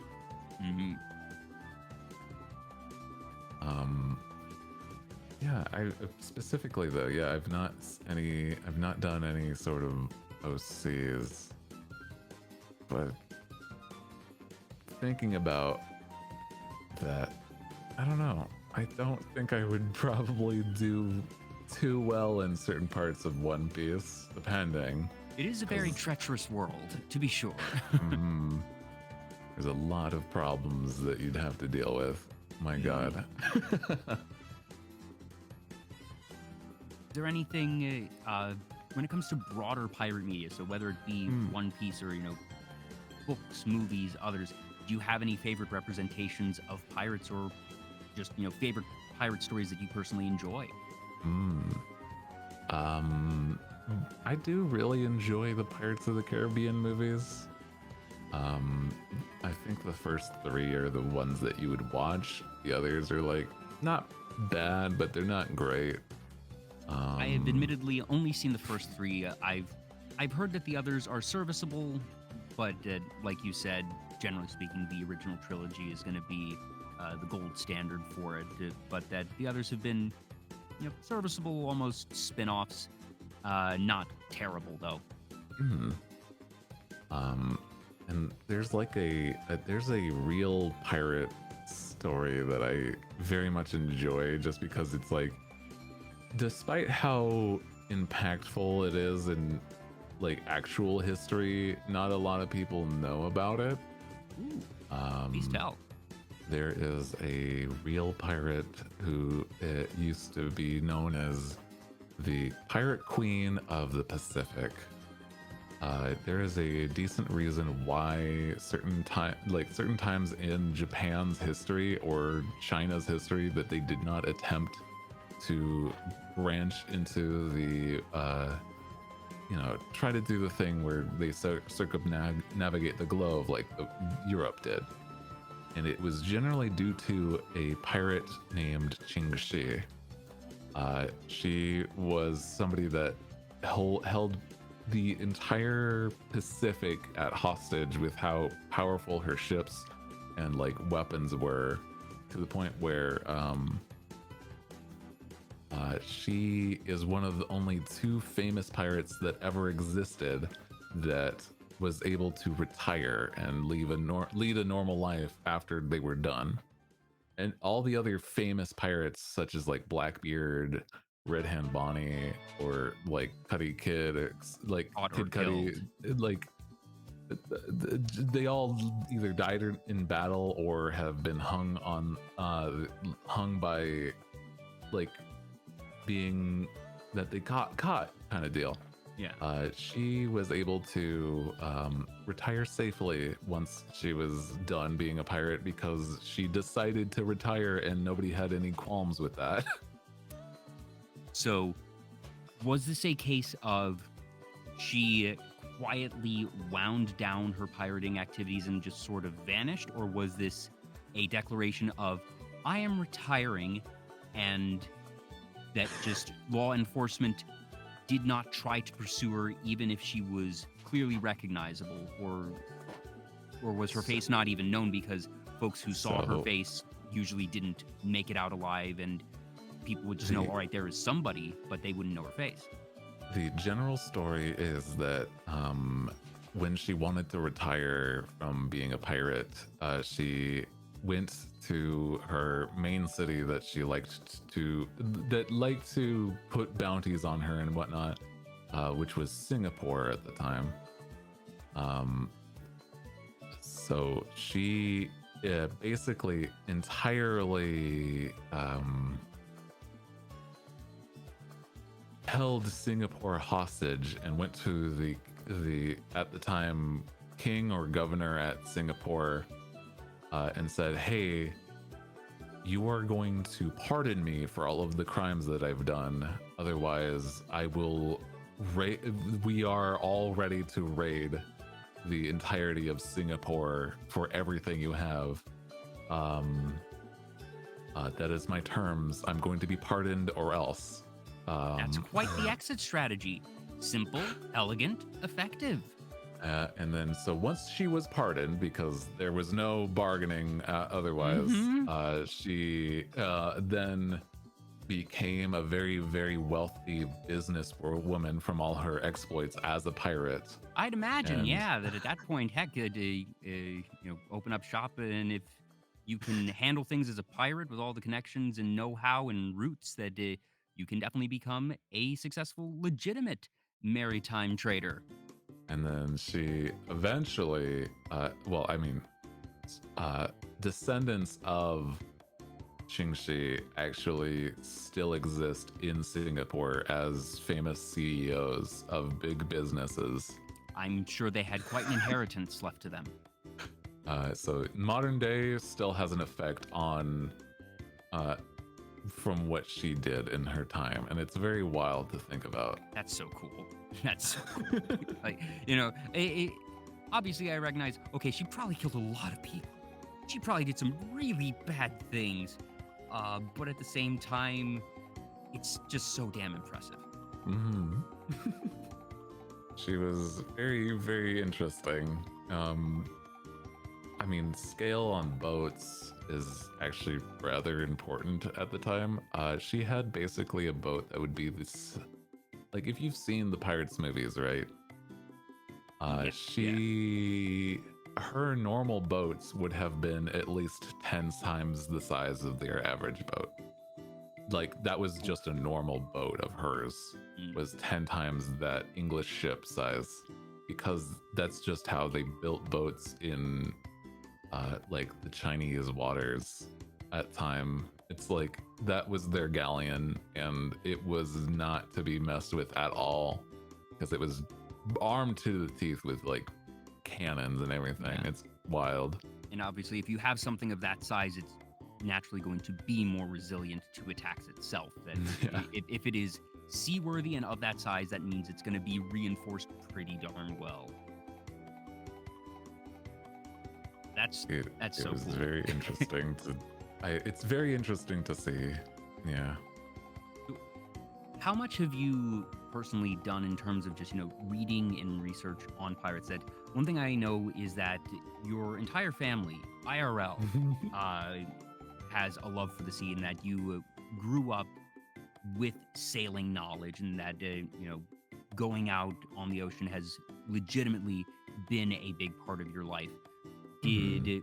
the did that sort of historical knowledge come from them as well, that they were interested in that and they sort of passed that down to you? Or was that something that maybe they were interested in, nautical things, but not necessarily pirates, and that you found pirates as an area of interest yourself? I think it was more of the like family have had experiences with like sailing and being like sailors and general nautical things, but it's that I enjoyed pirates due to like One Piece, and also time when I was growing up, the first Pirates of the Caribbean movies were becoming a thing. Um, so it was a very pirate central time when I was a kid, or younger at least. Mm. And I think I just gotten super infatuated, but it was the like doing history research on it was one of the only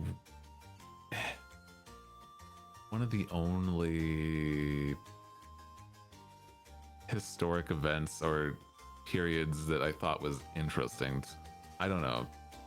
Normal history is like not that entertaining to me, but the fact that there was so many wild, off the cuff things that pirates did in history, it was very interesting. It's certainly going to be more exciting reading than, especially as a kid, than political things, and just reading, oh, people were not happy about this, so they rebelled against that. But, this cool person, just was such a boss that they were able to go against society, and that they were able to have, the law enforcement at the time running around in circles or running around scared.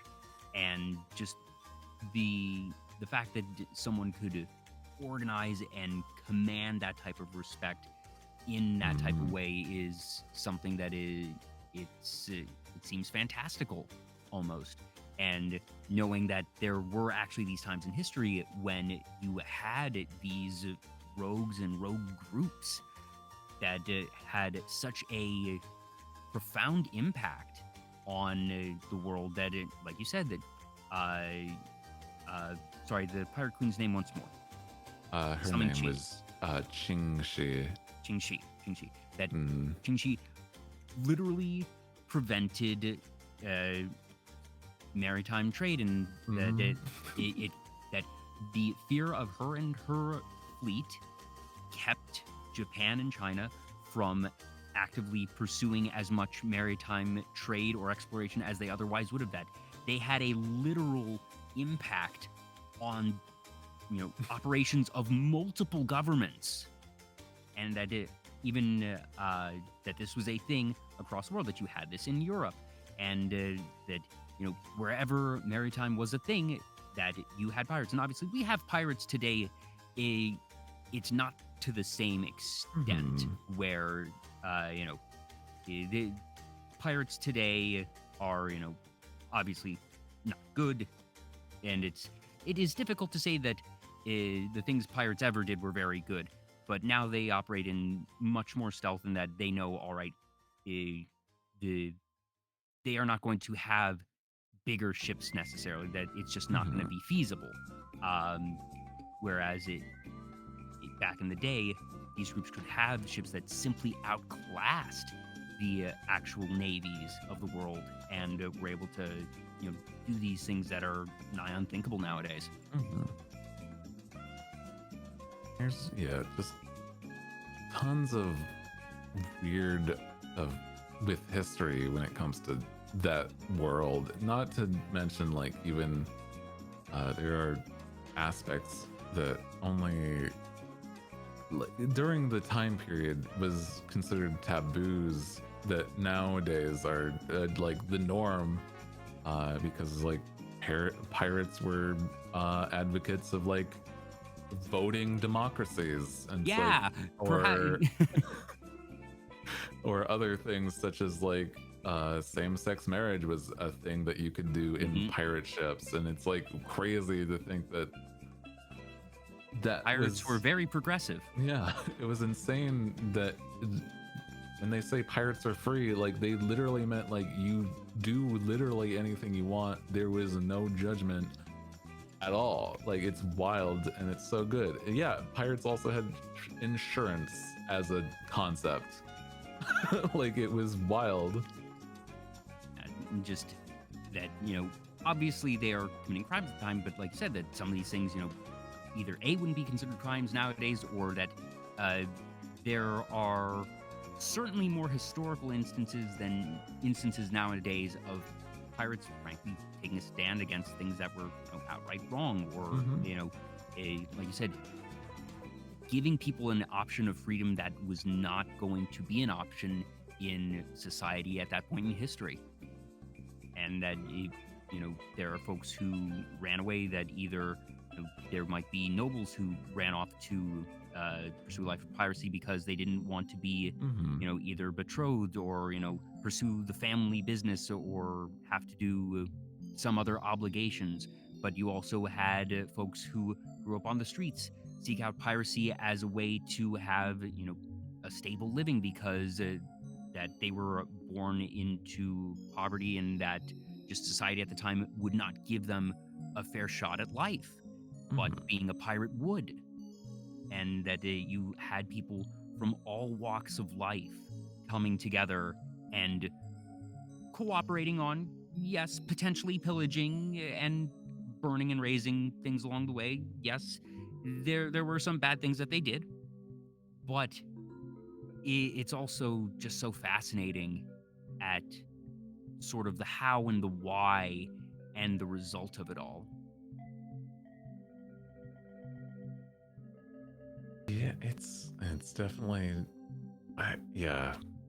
It's an interesting look into a lot of what was going on versus what people, if they had the means to, like, without some sort of enormous weight of a king or an empire over them, what they would decide to do in their own stead, which is, it's just an interesting almost social experiment, but it's already happened years past. Yeah, and that the odds of it being something replicated nowadays, that just the state of the world is no longer conducive to the results that you saw back in the day. That it's just not going to be the same. It's very interesting to me. I don't know. Pirates are cool. I enjoy just a lot of what they've done. I mean, hell, I could honestly have whole streams talking about this, but yeah. I would just love to see like the Hooty pirate PowerPoint presentation of just, anything from history to your favorite things or your favorite people in pirating history that you occupy a very, very particular niche, even among VTubers, frankly, that I've seen a couple of pirate VTubers out and about, far less common than catboys and catgirls. Yeah, that's very true. I mean, I think I don't know. It's more just that it fits me so much more than something like that. Hell, the other concept I ever thought of was just being an owl, and that's still not the norm, I suppose. Yeah, that I know of one owl VTuber off the top of my head. I'm sure there's at least more than one that I've seen, but again, a relative rarity to be sure. I don't know. I never have been the one that I never felt like I have been somebody that was innovative. I just thought it would be fun to be a pirate. I don't know. in terms of your IRL experiences, just boating, seafaring, any favorite stories, or just I suppose, Hmm. actually, what was the first time? Do you know? Sorry, trying to figure out the best way to phrase this question. Do you know how young you were the first time you ever went out to sea, regardless of if you remember it or not? And what is your first memory of the sea? Hmm. My parents have always had a boat, and so it's that. I mean, it was summers. We'd go boating or sailing, like every summer since I can remember, I suppose. So it's a very large part of my life has been like either been going out to lakes or oceans and going out onto deep waters, and doesn't feel like it's something that I could truly separate without having some discussion on. Like, I don't know. I've not done anything like that in recent years, only due to the fact that it's a very hard thing to go out places recently. Yeah. But it's that yeah, even on my own when I stopped living with family, it's that I would go to a certain place and sail by like renting a one-man boat.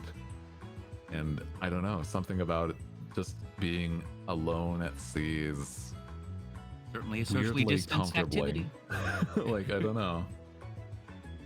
Yeah, it's just always been a little bit part of my life. And so it's interesting saying that aloud and being, now I'm very much of a shut-in in my own cabin this whole time. It's not that I miss it, it's more of a like, I don't think I would have the time for it anymore. It's hard to explain other than the time it takes just to go basically for a drive, but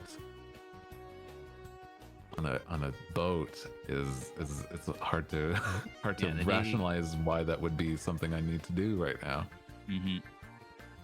Circumstances change, but I would think that a lot of those skills are like riding a bike, and that it would be whenever the time allows, whenever the time is right for you, that you'll be able to go back and do that. And maybe you'll be a little bit rusty, but that you have the knowledge, and that even if you have to reacclimate a tiny bit, that in general it is something that you can go back to when you want to. There's a wild thing about, there's certain games that are very interestingly close to that experience. Really? With how they run things.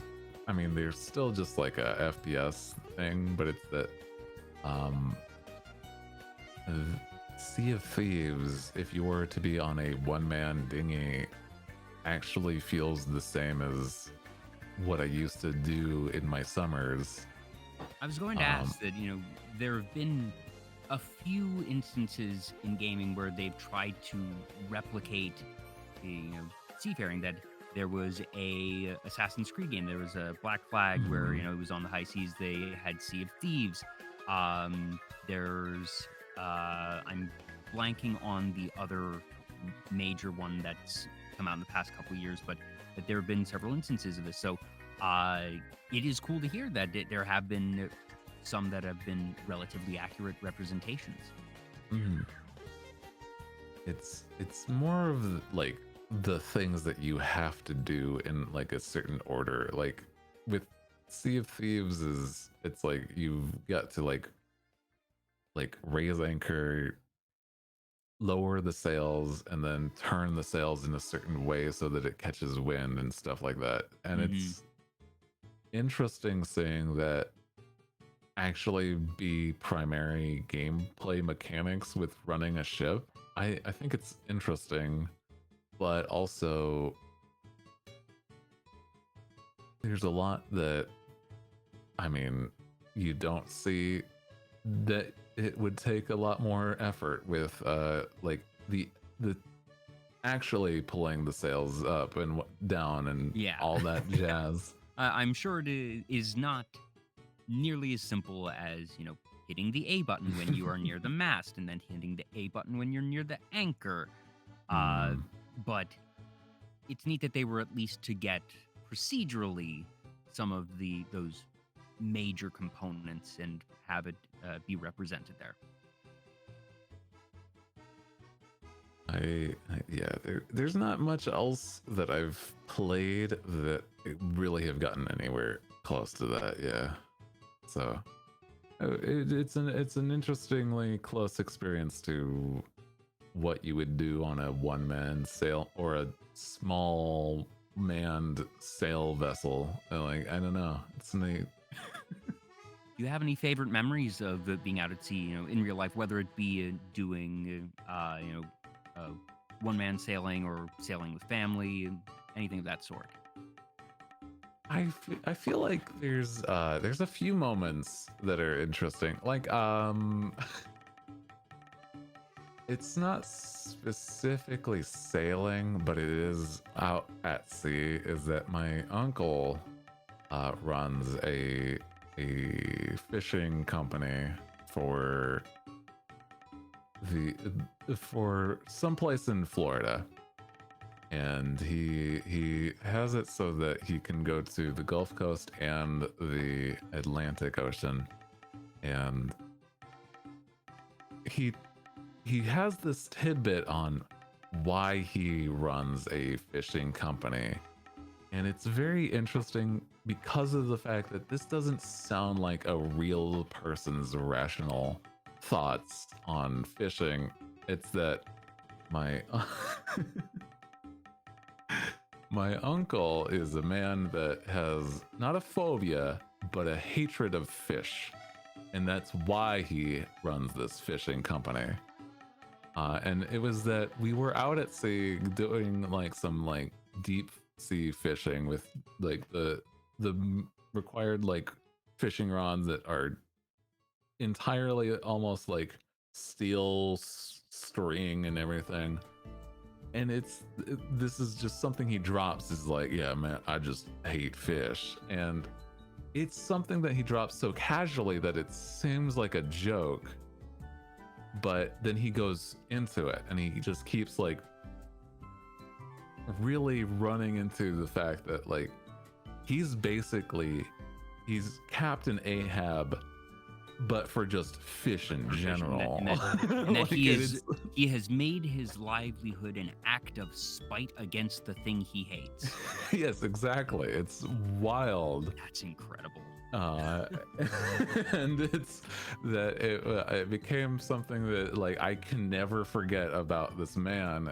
He's probably one of the wildest relatives I have, like, that is alive at the moment. And I cannot imagine how that man actually functions if that's the case, because it's not something that it's gotten to the point where, yeah, no, that's just how he is. He hates fish that much.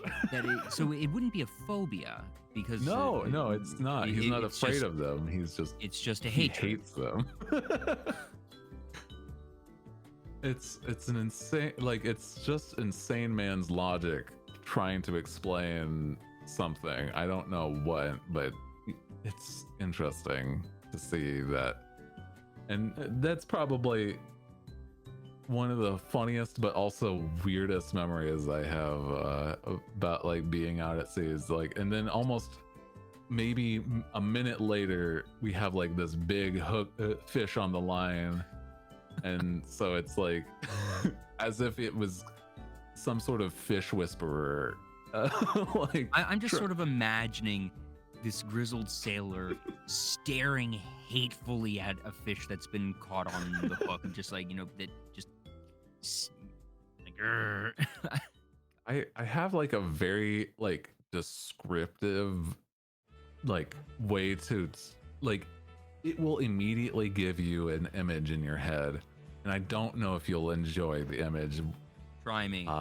because how I describe what he looks like is a sun-dried Dale Earnhardt. Huh.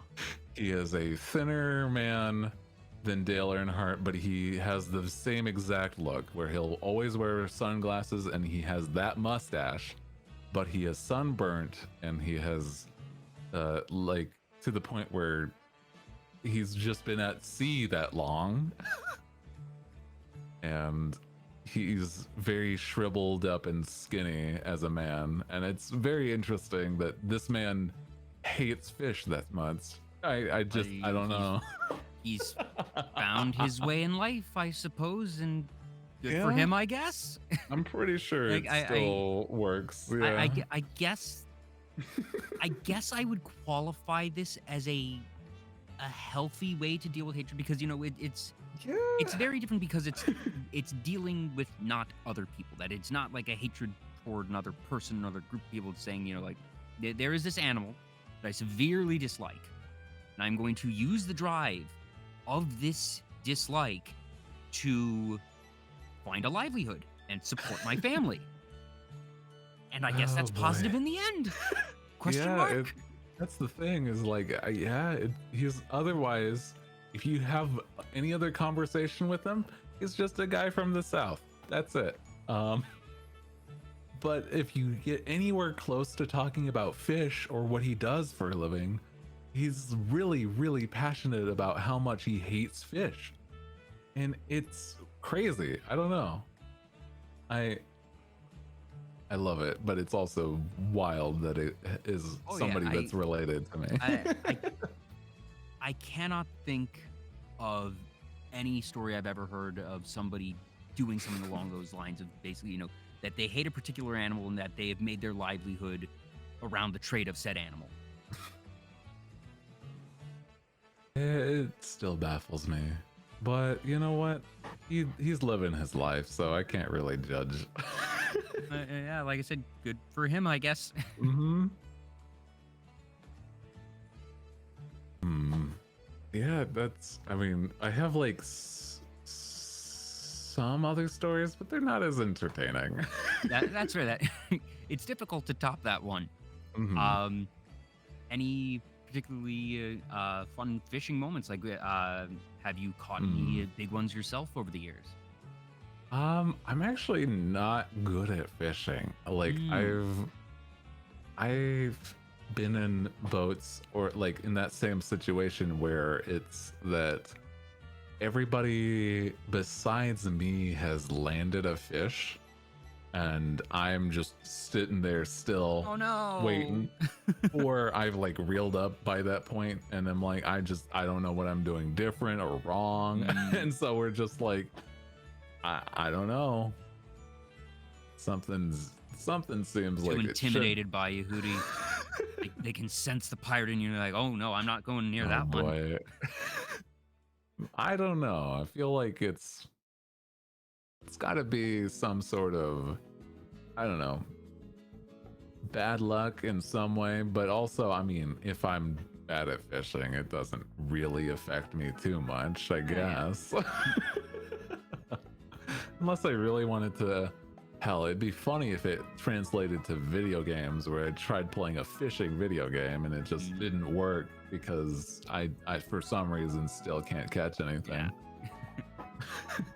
But I've not seen that. Did you ever play Sonic Adventure 1? This is gonna seem like a very random pivot if you haven't. Where you play as Big the Cat. Big the Cat. I have not beaten any of his levels, actually. It was very hard for me, so I don't know. To be fair, I think that was great. Those levels were kind of annoying. Oh boy. I feel like it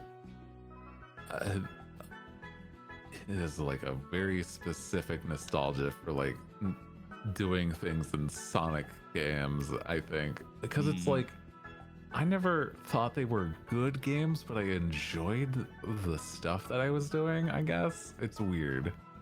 Yeah. Mm. Yeah. I did not miss Big in Sonic Adventure 2. To put it that way. Yeah, those mini games were very much a hassle. Mm. Well, I mean, hell, that was his whole thing. So it wasn't even mini games. It was just Yeah, that Big was the cat the goes level fishing. design. So I don't know. So you mentioned at the top of the show that you're a self-made man, that you designed and rigged yourself. Had you done any rigging prior, or did you learn from scratch specifically so you could rig yourself? I had no other experiences, and I barely looked up tutorials for my first model, and I just sort of winged it from what I understood I should do. And this is, by this point, my second model, so I've learned just a tremendous amount different since that point. But when I first made my model, it was definitely something I had no prior experience at all, and I think it still somehow worked, but it was Hey, you're here now. it was the equivalent of like trying to make a computer out of sticks and duct tape. It somehow worked, but it definitely wasn't pretty if somebody else were to look at it. Did you start learning and pursue rigging your own model out of just, cost saving, or did you have a particular interest or fascination in it?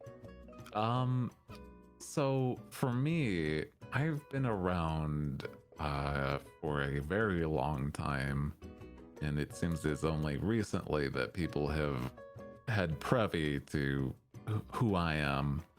But I've been around since the very beginning of the Western VTuber thing. And when I first made a model, nobody was making models for guys. And that's a wild thing to say. Because nowadays, I mean, clearly there's a lot of guy VTubers that are fine The and industry successful. of riggers has grown, to be sure. So is that literally nobody would work with me, and I not to say that it's like it was just that they were like, I don't draw guys or whatnot like that, and or it's like I don't make models for guys because I just The bone structure very literally is going to be different.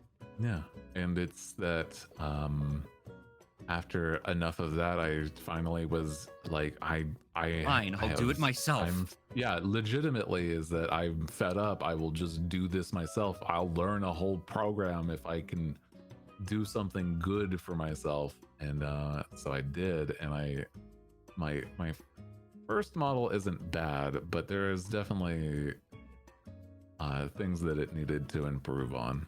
But it at least let me be very much my own character, and I enjoyed that a lot.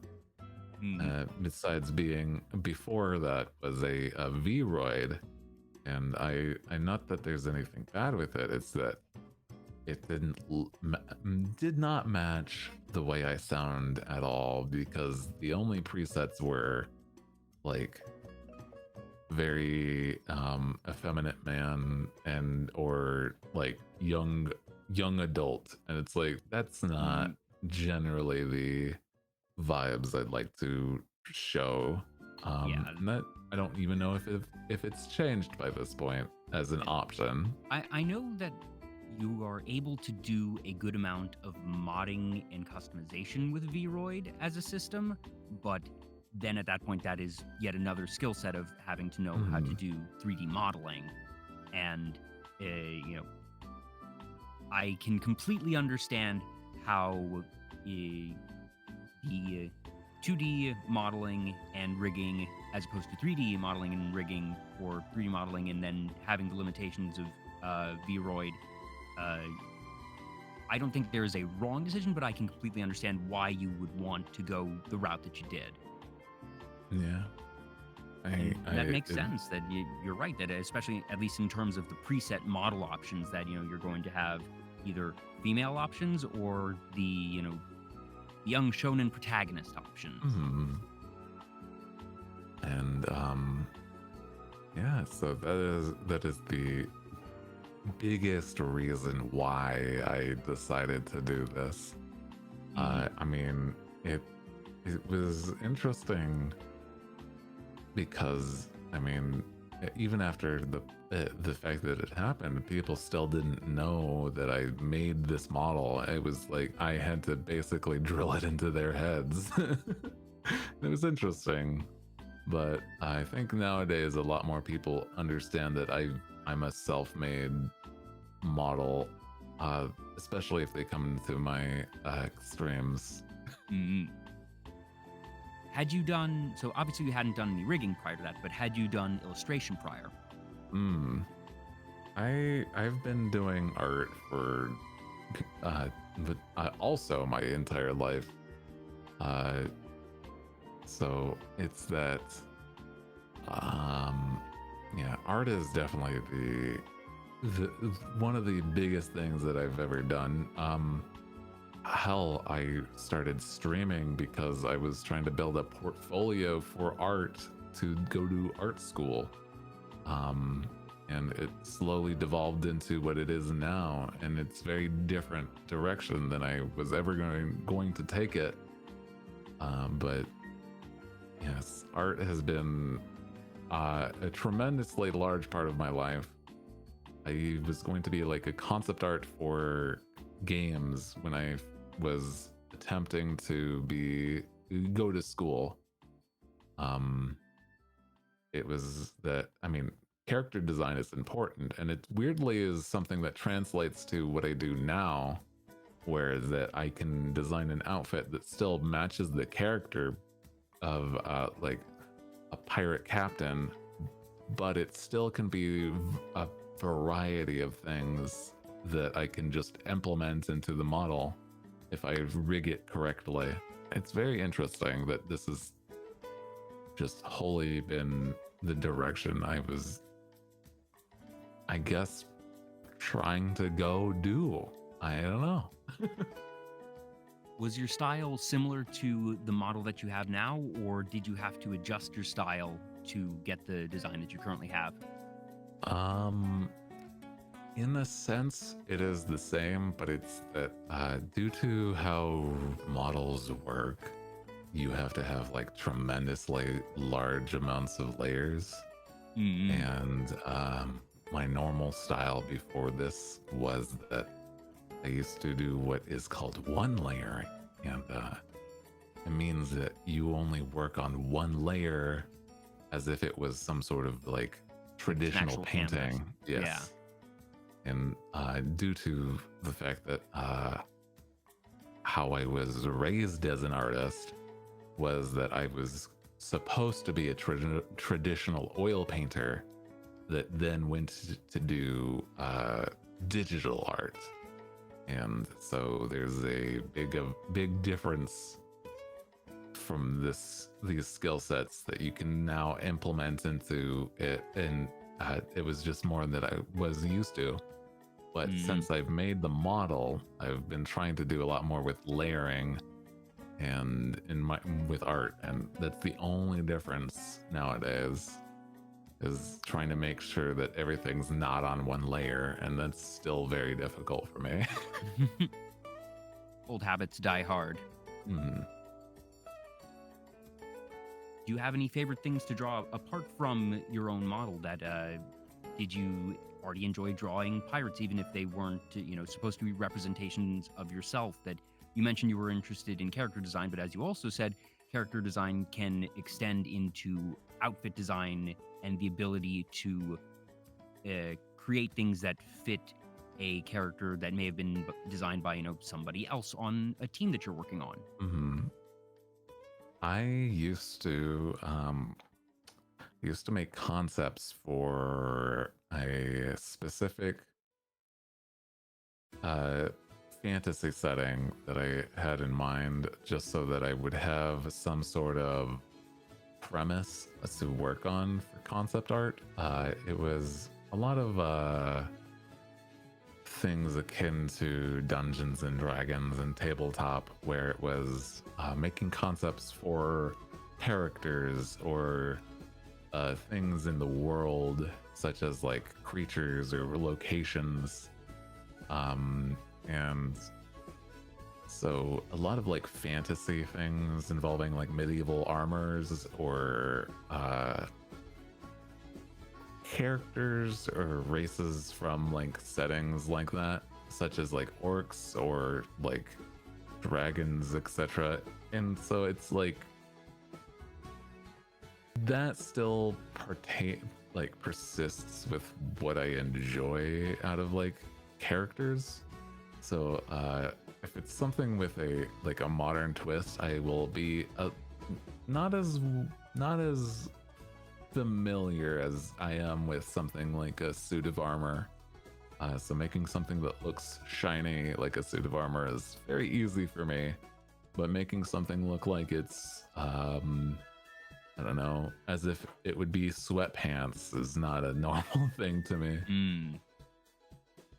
Gotcha. Yeah. So you're much more used to that type of fantasy garb and sort of those period pieces, because obviously, suits of armor were real, and that sweatpants as we know them today were not of that era. That you have the familiarity with the style of the broader medieval era and fantasy styles, but not necessarily more modern sensibilities.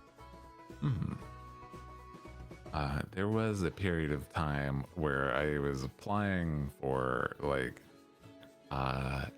concept art positions, and I was nearly actually a part of a team for a video game that people know, but I was sadly declined. But in some people's cases, they said that I dodged a bullet. But it's that I was nearly on the team for The Last of Us 2 for concept work. But I was declined. I think it was mostly due to the fact that my knowledge was primarily with fantasy, and therein, a modern game would not really be my thing. I was able to match the style, but the subject matter might have not been the most favorable for my skills. Yeah. Still, the fact that you were able to, even reach, interview levels or discussions or those types of art tests inherently speaks to your skill level. So, even if things didn't wind up as you had hoped at the time, that's still an accomplishment in of itself. That the gaming industry is incredibly competitive, especially when it comes to art. That it's really competitive, frankly. But it's everything that, hey, gaming's not going anywhere, and you now have all these additional years under your belt and some extra skills to boot. So if the fancy ever struck you and you wanted to try again, that I'm sure there will be other opportunities if that is still something that interests you. I think it's interesting because of the fact that I have worked with ex-industry people, and they've also been the types to say that they don't prefer that old position versus what they do now, with the fact that a lot of people don't fully know what goes into being some sort of artist in the game sphere, and it's rigorous and almost terrible with how mindsets are. And so honestly, I don't know if I would, just due to the fact that I enjoy what I do now tremendously more. And that's good. I've certainly heard my fair share of horror stories, and in the defense of the industry at large, as a member of said industry, that it is not all doom and gloom. There are certainly some teams that are not healthily run. Mhm. But I would argue that there's just as many that are well run, but at the same time, people are not making up those horror stories. Those types of horror stories absolutely happened and still happen today, unfortunately. Mhm. And yeah, it can be hit or miss depending on the team that you're on. But I'm just glad that you found something that you enjoy now. Oh, your notifications are still live on your screen. Uh-oh. Don't worry. This has happened before. Folks, oh my goodness. if anyone is in the chat right now, I actively encourage you now to do silly things and mess with Hooty over on his channel. Bring up a second window. Go right ahead. I won't mind. Yeah. This has happened before. Don't worry. I know that I can mute things though, which is fine. But so I'm glad that you have found something now that even if it wasn't something that you necessarily expected or planned for, that you obviously enjoy so much, because it is very clear that you're on, as you said, version 2 now, that you enjoyed enough to go at it again, to take what you learned and said, all right, I want to do this again, that you want to keep going, and that's all anyone can ever really hope for in any endeavor, that you enjoyed enough to want to do it again, and to do so voluntarily, and that you clearly have achieved that with VTubing, and I'm genuinely happy for you. I think this is the type of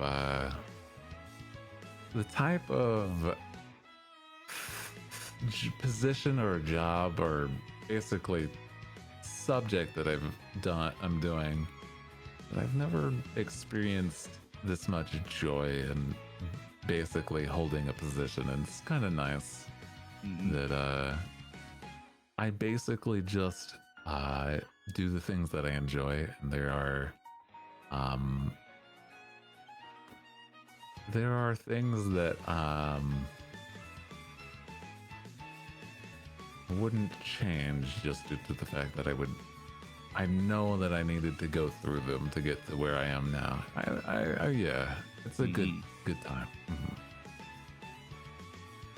You mentioned earlier that a lot of the basis of your medieval knowledge is based on Dungeons and Dragons. So I'm curious, did you start drawing those types of outfits and those types of monsters because you were already playing Dungeons and Dragons a lot, and that you found it an easy thing to explore, or perhaps you were a DM and running a campaign and that you wanted to create visual aids for yourself or for your players? Was there a particular sequence or relationship between those two factors?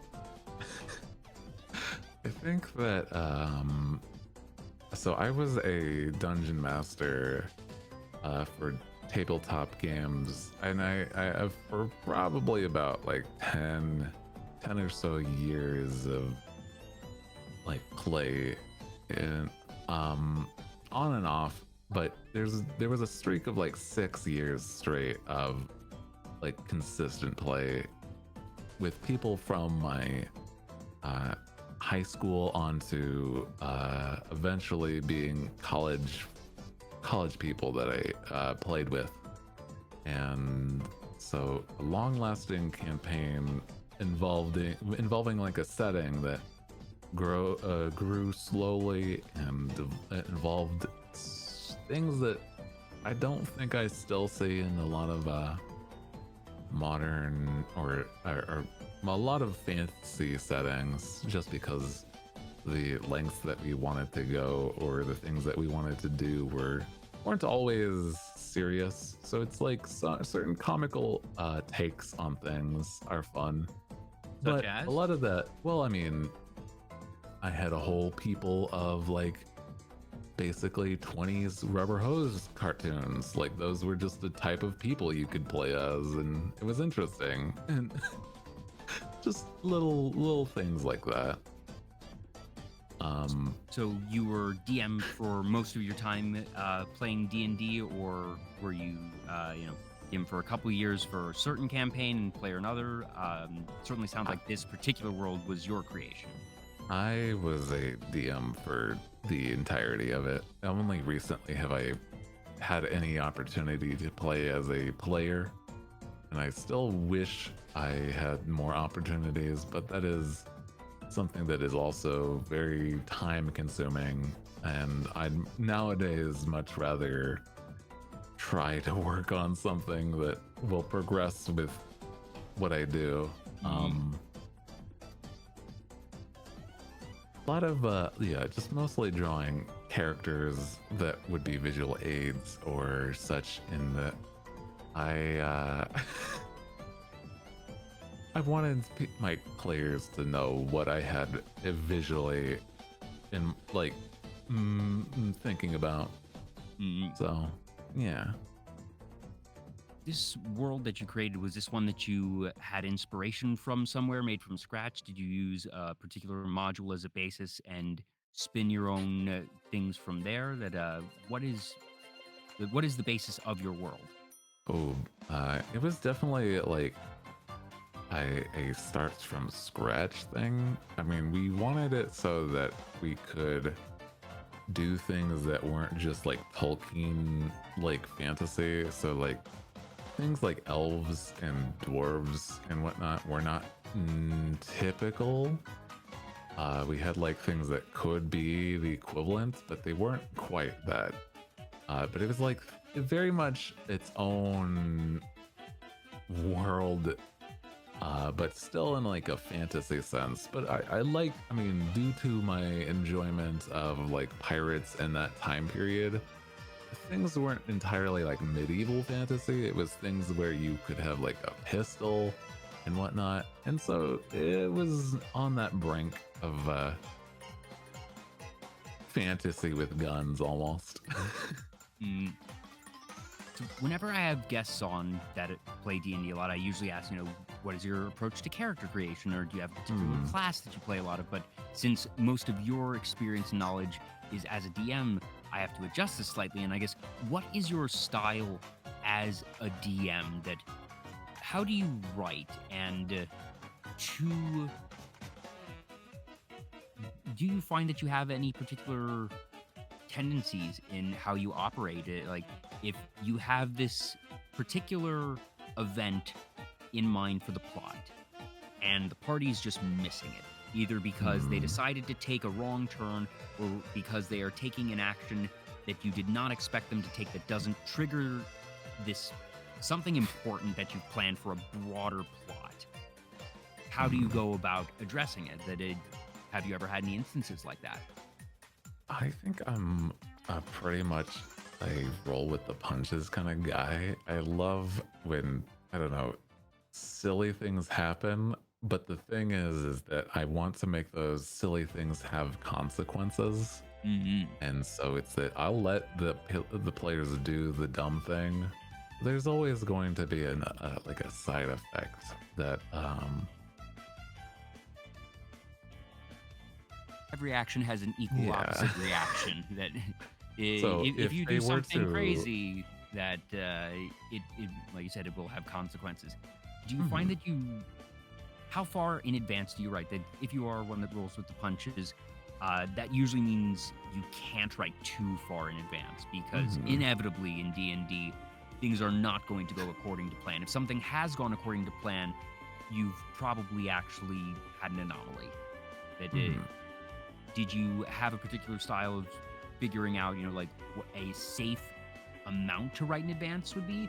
Or did you more so just react in real time? I mostly had like broad strokes of like, this is something to have in mind for the future. Stuff with a say, for example, I would like them to interact with a certain noble or such, so that they can progress the plot. Like, if they weren't like interested, there might be other ways to get the same information. Like, it's not something that has to be like a 1-to-1. I was like you said, I want it to be like fluid, so it's that if I had like these broad strokes, like thought through, then it would help the ability to have like a nothing seemed like railroads, but it was like there was ideas I wanted to still progress forward. Yeah. Also, Shinobi 181 and Rabbi Saxon, thank you for the follows. A meaningful fast to you, Rabbi Saxon, if you are fasting for Yom Kippur. And yeah. So I can definitely appreciate your approach of saying, okay, I have these broad strokes, and that if things go according to plan, great, but if not, that you're going to find some other way to get important information across and just, like you said, roll with the punches. I think that's a very good approach to have there.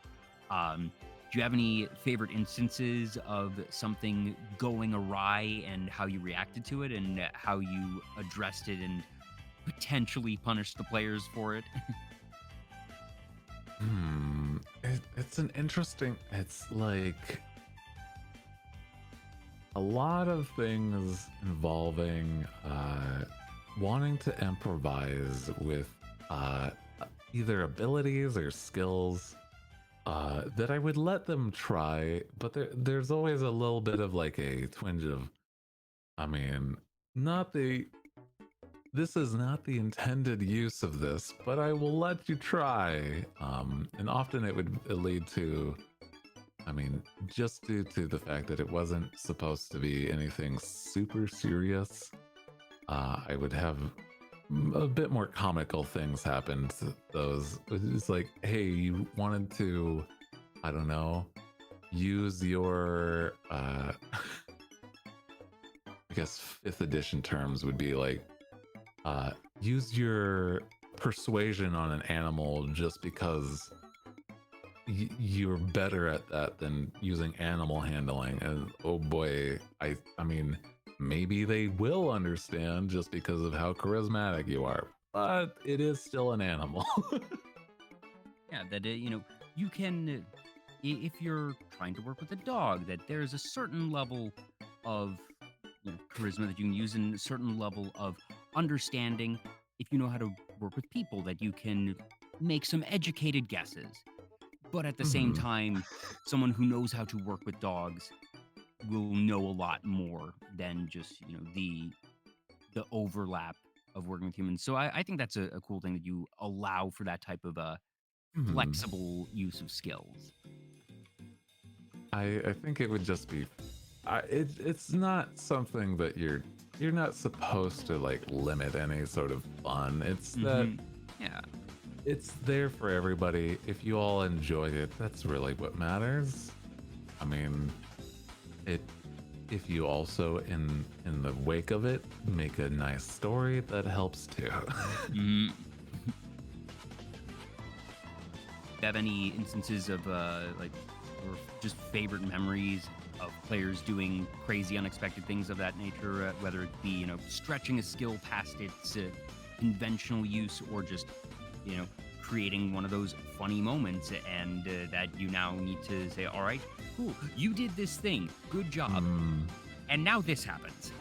It's a lot of like, I mean, I enjoyed putting things that people felt like they shouldn't have access to, or giving people something that they like it basically like a fun thing that I enjoyed was like the equivalent of like giving somebody a wish spell like really early on, and so now they're like, the RPG is like, we gotta save this, we gotta save this for later, and then it becomes like hoarding it until it's way too much of like I forgot we had this. And it's like, well, I didn't. And now somebody took that thing, and now they have a wish spell. And they aren't necessarily going to save it for as long as you did. Yeah, they have a very good idea of what they want to use that wish on. and boy howdy, they're not somebody that enjoys you. So, you know, it's like even things like that could be MacGuffins even. So it's I don't know. I like to I like to do things where it's like I give somebody the fun, and because there's things that I don't know. It's like, oh, it's overpowered or blah blah blah. It's like, but it's still something that you can have fun with, and that, it's you're the not GM, that breaking a game if you work it right. Yeah. Things are only overpowered if there is nothing relative to them. That any game is about balance, and you can have a game where the players are obscenely powerful, that they're level 20 to start with. That just means that you as the DM are going to be writing and giving them level 20 encounters. And yes, maybe you gave them this wish, or maybe you gave them a weapon that is going to be a lot stronger, but you can counter that by saying, all right, you know, in this next fight that one of the leaders of this gang of bandits also has a very powerful weapon, that you can make sure that the game is still engaging and fun and balanced one way or another. But I can definitely say that as a player, it is definitely that type of curveball of when you have something and you just sort of know both in and out of character, this is not something that I should have right now. Yeah. But it makes for that thing. It makes for that fun amount of pressure of just, okay, what do I do with it? And just, you know, the sort of almost fear of using it, that whether it be whether it be a wish spell or, you know, some weapon that just it doesn't matter if it's in or out of character, the inclination of, is this too good to be true? Is this cursed? Am I going to regret this very quickly? It starts to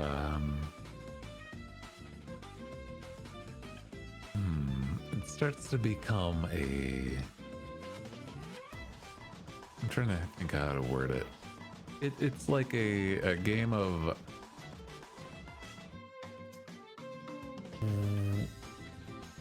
what is something that, like, they, gosh, I'm sorry, it's just escaping my mind how to say this, but it's like you give somebody something, and it's like, if it's something big enough, it could even be like a major plot point in the story, and I don't know, it was just it something becomes you a thing of stumbled paranoia upon. almost, Yeah. of like, should I use it? Should I not? That you know, analysis paralysis can happen. Yeah. In the instances that you're not a DM, do you have any favorite approaches that, you know, even if it hasn't been a role that you've normally occupied, that when you've been able to do character creation, do you have any tendencies that you've noticed? I find that I enjoy martial characters, but more specifically, like, I've always been the type that enjoys things like martial arts, specifically like actual unarmed combat. And there's only been some cases where that's actually something that can be seen in tabletop. I don't think that Dungeons and Dragons is exactly the best example of it, like how it's done. Yeah, But there there's been are others. monks who use their fists, but also have a lot of pretty fantastical powers. And that if you're going, if you want a character that is truly a martial artist, no, a D&D monk is not really going to be a representation. No, it's interesting, but it still can. Yeah, it still can be something. I just enjoy a good old fighting game. So I mean, you know, stuff like that is more entertaining to me with the type of characters. If somebody can just use their bare hands and brute force, that's kind of fun to me as a character. I have been in a campaign where there was a druid who convinced the DM to allow them to only beast shape their from their wrists forward, so that they could Mm. indeed fight with their bare hands. Okay, yeah. That's a good one. I like that. I mean, there's a lot of silly rules with Dungeons and Dragons that it still would work. Yeah. For me, that I've never been a DM. I've been a player that I actually have a campaign that I've played weekly for the past, oh geez, probably 4 or 5 years-ish now, and that we've been remote the past couple of years, but we've kept it going. And we've done a couple different campaigns that it hasn't all been one contiguous one. I have never been good at coming up with character concepts. Just I see the player's handbook and I see so many potentials and options, and just for whatever reason, I like to think I'm creative in a lot of ways, but I've never been creative of, if you give me this giant blank canvas, being able to say, oh, I have this inspiration of, I know I really want to make this character. I have this concept for a character I want to do, and then I make it. My approach to D&D character creation is reactionary, based on the party. That I am someone who very much believes in the phrase, restrictions breed creativity, that it's not for everyone, but the way my mind works most effectively in D&D is I find out what everyone else in the party is going to be. And then I make my character based on whatever the party needs. So, all right, we've got a couple of magic users. We have a tank. We clearly need a healer. Or, we don't have anybody who's in a real support role. So I'll be a bard, and figuring out what's needed from there. But then once I have the broad role of what my character will be, I then get really creative from there. That I'm very good at, once I have something to work with and not just choose something from the player's handbook, that I can start really honing in and saying, okay, I know I need to have a character that does these things and uses these types of abilities or weapons, because that's what is best for party balance at this point. How do I justify that flavorfully? And then I reverse engineer and think in different ways of, what do I think is fun and creative based on that would create this justified end. I think filling a role is not a bad way to go about it. I feel like I've just had so many characters in my head that Oh yeah, no, can and just make one into a character, I suppose, for Dungeons and Dragons. Oh yeah, there's somebody else in this group that I've been a part of for the past several years, that whenever we decide to start a new campaign, that he's always either the first or second person to have their character concept down, that he is so good at just, saying, I really want to have a monk that is using, magic and key points. I'm in a multi-class here, and I have this build in mind, and that he knows what he wants, and he's able to do that. And I've seen players like that, and that's awesome. That he and you are able to do that. I recognize I'm probably the anomaly. I'm in the minority. I know a couple other players who operate like I do, and fill in the gaps, as it were. But I also know a bunch of people that just have so many ideas bubbling forth, and that they have no problem whenever a new campaign comes along, being able to just find a character concept, and that it's usually for them narrowing down between multiple that they want. It's I mean, even though I am not somebody that I imagine would play anytime soon, I still have character concepts that I would definitely go for off the cuff. I don't know. It's interesting just due to the fact that it's been so long since I've played that I'm not even sure what I would want to do first, though. Which systems did you usually play in? That if it's been a while, were you playing mostly in 3.5, or were you doing 5e? I know the most about 5e when it comes to like Dungeons and Dragons, but I did not play anything traditionally that people know about, and it's to the point where it's like this is something where I've had a whole stream talking about this system that people by the end still like only mildly understood. It was one of those where just nobody played this, but it was my tabletop system that I played. It was called Rollmaster, and it was something that I wouldn't recommend just due to the fact that it was very much of its time with how the game was structured. Like there was too much like crunch, not enough like roleplay in a lot of people's opinions. So we had to even basically homebrew the game itself. So by the end of it, we weren't even playing something that was You weren't even playing Dice Master anymore. You were onto a full homebrew system at that point, based off the bones of this other one. Mm-hmm. Still, if anything, that, like you said, if it was of its time, that might have been a bit too much. That you adapted it to meet your and your group's needs. Mm-hmm.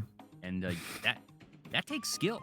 Being able to modify an established system and find a way to keep it at least relatively balanced is not an easy task. That a lot of thought goes into these systems, and even if some are better than others, that it still takes a lot of work to be able to do, and knowing which knobs to turn, how far to turn them, and figuring out what works best for you and your group is something that takes finesse. So good on you.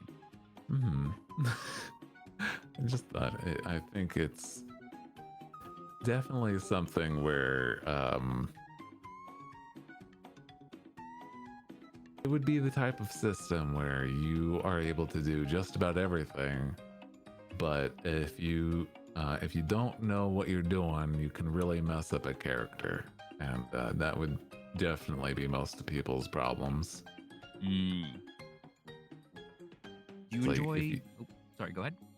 It was like if you wanted to play something like, I don't know, like a gunslinger cowboy who's got like shadow magic, you could. But I mean, if you didn't know how to build something, you could also be like, I want to make this, and then you can switch in the middle, and it's still not as good, and you start to feel like an outlier in your group, and some things multi-classing is not something that the system is built for, it sounds like. Well, I mean, the biggest problem is that there was no classes. You just did whatever. And then there was archetypes, but that was, it like I said, it's something where I have had whole streams and still barely scratch the surface of this game. It's weird, and I still don't recommend it. I've seen some folks do D&D streams. It sounds like this particular system might not lend itself to that, though. No, it would definitely not be that type of game. You would not be able to.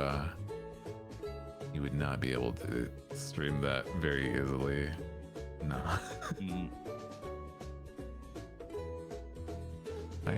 I would love to do a tabletop game stream at some point, but I don't know if there are enough people in my people that I know that have the free time to do that, which is the problem for most of that. So free time and know-how. When you say a tabletop game stream, do you mean another tabletop RPG, just a different system, like perhaps D&D, or do you mean tabletop games and just any other tabletop game, not a pen and paper RPG though? Some sort of tabletop RPG would be the idea. Doing something like a live play would be fun. I'm not anywhere near the space that I would see that being a feasible thing to do at the moment. But it would be still something that eventually I'd love to see. I mean, I know that there's people like people that do that sort of thing, but it's still, you know, a very much a select group of people whenever they do things. Yeah, it does take a lot of preparation. That one, you need to have your scenario, and that usually it's going to be a one shot or something that you're going to try to do in a small number of streams. Then you need to schedule the 4 or 5 other people, make sure that they're familiar with the system, make sure that they have characters. That I hope that one day we get to see you do that sort of stream, but I can fully appreciate the amount of effort and legwork that it takes to put on that type of stream. That my inclination would be that it would probably have to be a one shot, and that you would probably just provide character builds and say, you know, like, here's your character, you can flavor it however you want, but here's your abilities. I've written this up for you. That way you don't need to worry about folks filling in their stuff correctly, and that it would probably then make it more approachable for all the other folks involved. But then again, some folks might really want to do their own characters. So there's a number of different ways you could approach it, and all of them would take time. So I hope you're able to find the time and find the group to do it eventually. But again, I can certainly sympathize and understand that it might not be anytime soon. Yeah. I think, yeah, that's a future eventual plan. Nothing that I could see happening soon, but that's okay. You know, I keep myself busy, and so I'm not really lacking something like that in my life right now. Definitely. Okay, so time to make the Animal Crossing tabletop RPG. Roll to water your flowers. I roll imagine persuasion. that could definitely be something. Roll persuasion to convince the other villager to, trade for this T-shirt that you have. I feel like there's an idea there, but I don't know. Yeah, I think you'd have to work on the execution. I think the gag would wear thin. I think the easier way to do it would probably be to just, like, you could probably create a Legend of Zelda scenario pretty easily in an existing tabletop system, and just, that's the world, and that you can use whatever system it is to create the characters. And obviously it wouldn't be Link, because then it's a one-person party, and I suppose you could do a one-person party stream, but that's not going to be as fun. That really what makes D&D is the group dynamics and the fact that you have to be working together with others. But that could be one that we were talking about Tears of the Kingdom earlier, and just the vast world of Hyrule that they created in Breath of the Wild, and that's one that I've sunk a good number of hours into myself, and just I'm very excited to see what they do with this next one. And Hyrule is a really interesting sort of take on the fantasy genre, because there's certain aspects of it that are really, really well developed, and then there's other parts that are just bare bones, but also vary a great deal from installation to installation. That Termina Field in Breath of the Wild is not Termina Field from Ocarina of Time. Certainly, I enjoy the variety of takes that has gone on with Legend of Zelda, with their fantasy not being the norm, but it's still consistent. I like that. Yeah. A lot of the themes remain the same, a lot of the names remain the same, and obviously they've been able to handwave a lot of it, with it being, this is not... each Zelda game is a different iteration of the hero in Ganondorf, and that they canonized with Skyward Sword that this is essentially a reincarnation cycle for both Ganon and Link and Zelda, and that we obviously had the time travel shenanigans of Ocarina of Time, which then gets unified in Breath of the Wild. And do you know the timeline for Legend of Zelda and how they resolved it with Breath of the Wild? I do in part, but there's probably a lot that I'm missing. It's just been a hot second. But yeah. The long story short of it is that the timeline branches into 3 paths with Ocarina of Time, with the one where Link saves the world, the one where Ganondorf takes over, and then there's the other one where I forget what the combination was that like Ganondorf took over Hyrule, but then was defeated 7 years later, or that the hero disappeared. But bottom line is, it broke into 3, and that for a very long time, Nintendo just didn't really bother trying to create a timeline or explain exactly where everything went, and it had become sort of a fan theory area of speculation of, all right, by puzzling together certain things and certain relics that you see or things that are said, that you can logically claim that this is in this timeline, etc., etc.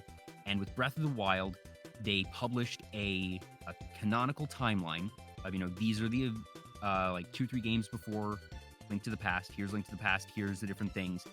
And that for Breath of the Wild takes place 10,000 years after the previous game, whereas others might be within a generation or a couple of generations. And the logic behind it, which stands, in my opinion, Nintendo just said all 3 of these timelines converge on Breath of the Wild. That regardless of how the timelines split 10,000 years in the past, that over the course of 10,000 years, inevitably they come to this sequence of events that no matter what happened in those previous timelines, they would eventually get here. That all 3 timelines, given that space and given time, just converge. And it seems like with Tears of the Kingdom, they are just continuing that, and that is their way of resolving the split timelines and saying, yes, we had split timelines, but now we have gone so far ahead in the future of this incarnation cycle that they inevitably unite, and that these events were unavoidable one way or another. Interesting. I think that's probably a smart take for them, just so that there's no more question, I suppose. Yeah, that it's a little hand wavy, I'll admit, but at the same time, I suppose it makes some poetic sense to say, all right, in time travel tales, there is the concept of fixed points or inevitable happenings.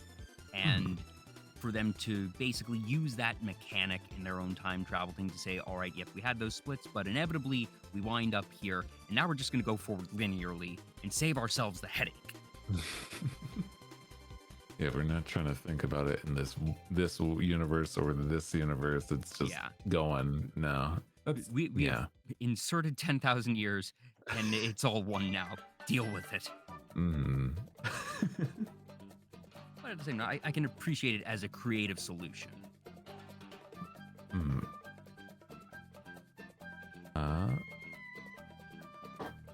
I think that I might need to wrap up soon, but I enjoyed this talk. No, this has been an absolute blast, Hooty. That just genuinely, you're such an easy guy to talk to.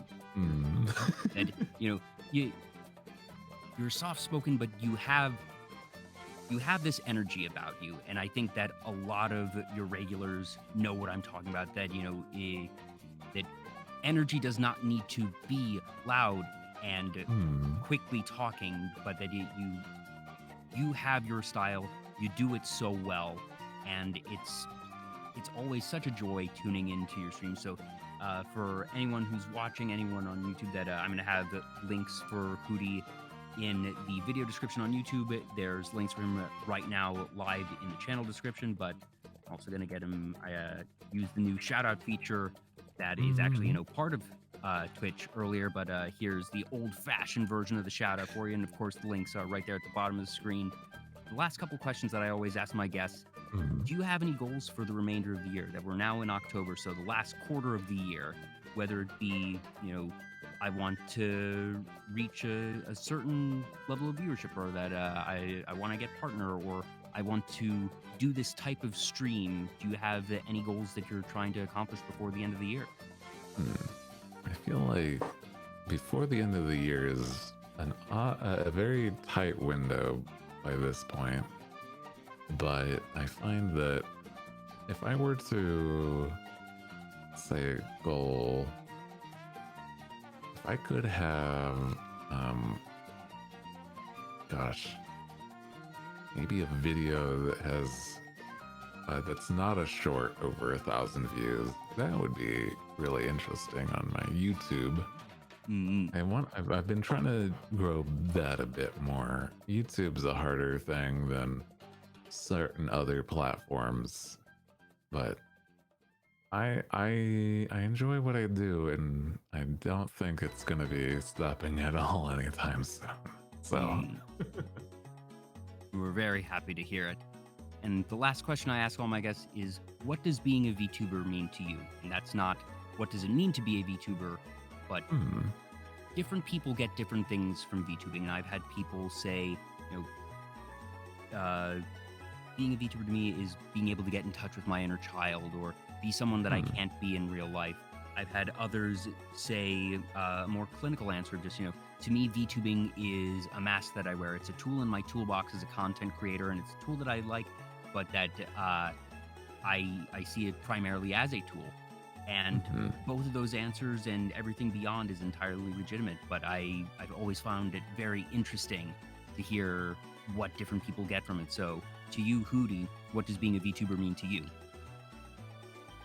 I think that the biggest reason why I do what I do is because I'd much prefer the way people see me is through my creativity, and not having it to be just a surface level what I look like with my face. And I find that this is something that does that. It also, in a lot of ways, is like a natural progression of what I was already doing, trying to make characters, or make something that people would gravitate towards as like a single character, and let me do interestingly things that I wouldn't be able to do if I just used webcam. And that's really interesting to me, and I enjoy that a lot.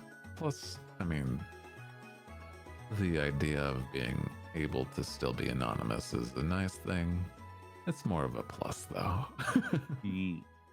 I always ask that question at the end of the show because, one, I think it helps sort of put a bow on things, but also, while I never know how people are going to answer before they answer, answers always make sense.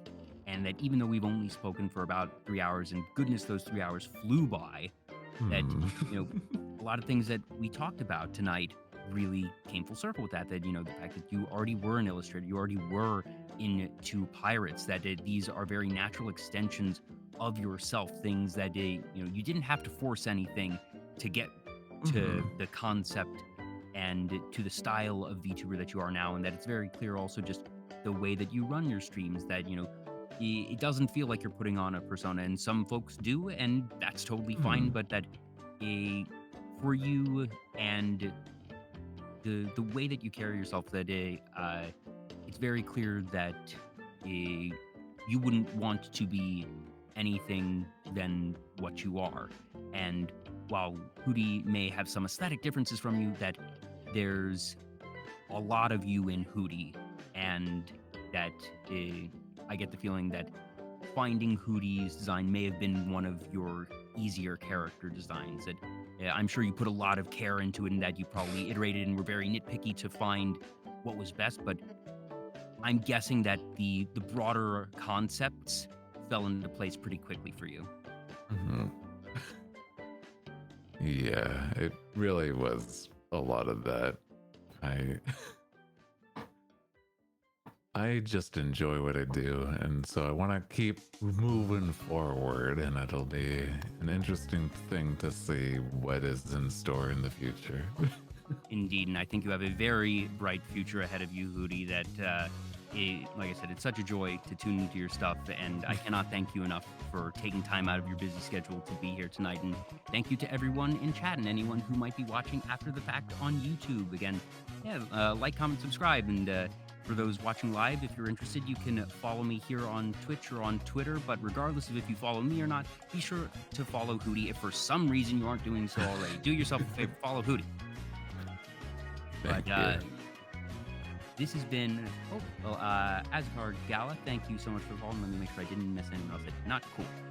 But this has been episode 80 of VTuber Talk, and wow, like for me, that I don't know what I expected when I started VTuber Talk.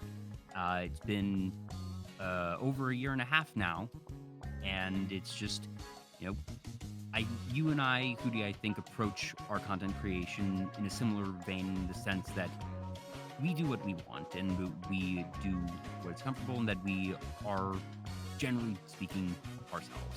And that, for me, VTuber Talk was something that I realized I wanted to do because I didn't want to be a VTuber myself, but that I like organizing, I like talking to people. Surprised that a talk show hosts like talking to people.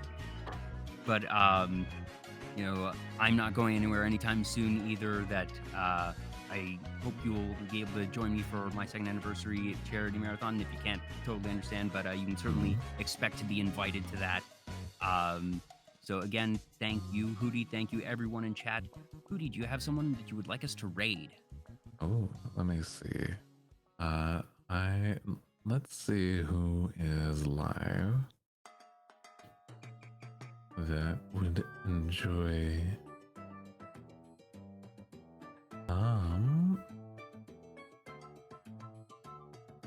I think having a raid towards. Let's head over to this person. I think they're a fun bean and also a self-made VTuber. This person that I DM'd. Louvetete, Clovette. I think it's pronounced Clovette. Yeah. They're currently playing Overwatch, but they're also just a very fun person to watch every now and then. We didn't even get to Overwatch, and Overwatch 2 just came out, so I know a lot of folks are playing that. But I know that your history with Overwatch is complex, anyways. But it's okay. But again, Hooty, thank you so much. Again, to everyone in chat, all you Hootligans, thank you all for the bells. Thank you for the dink donks. I will definitely see you around, Hooty. Cannot thank you enough. You have a great rest of your evening, and to you in chat as well. We're going to be going over to Clovette, so I will see you all next time.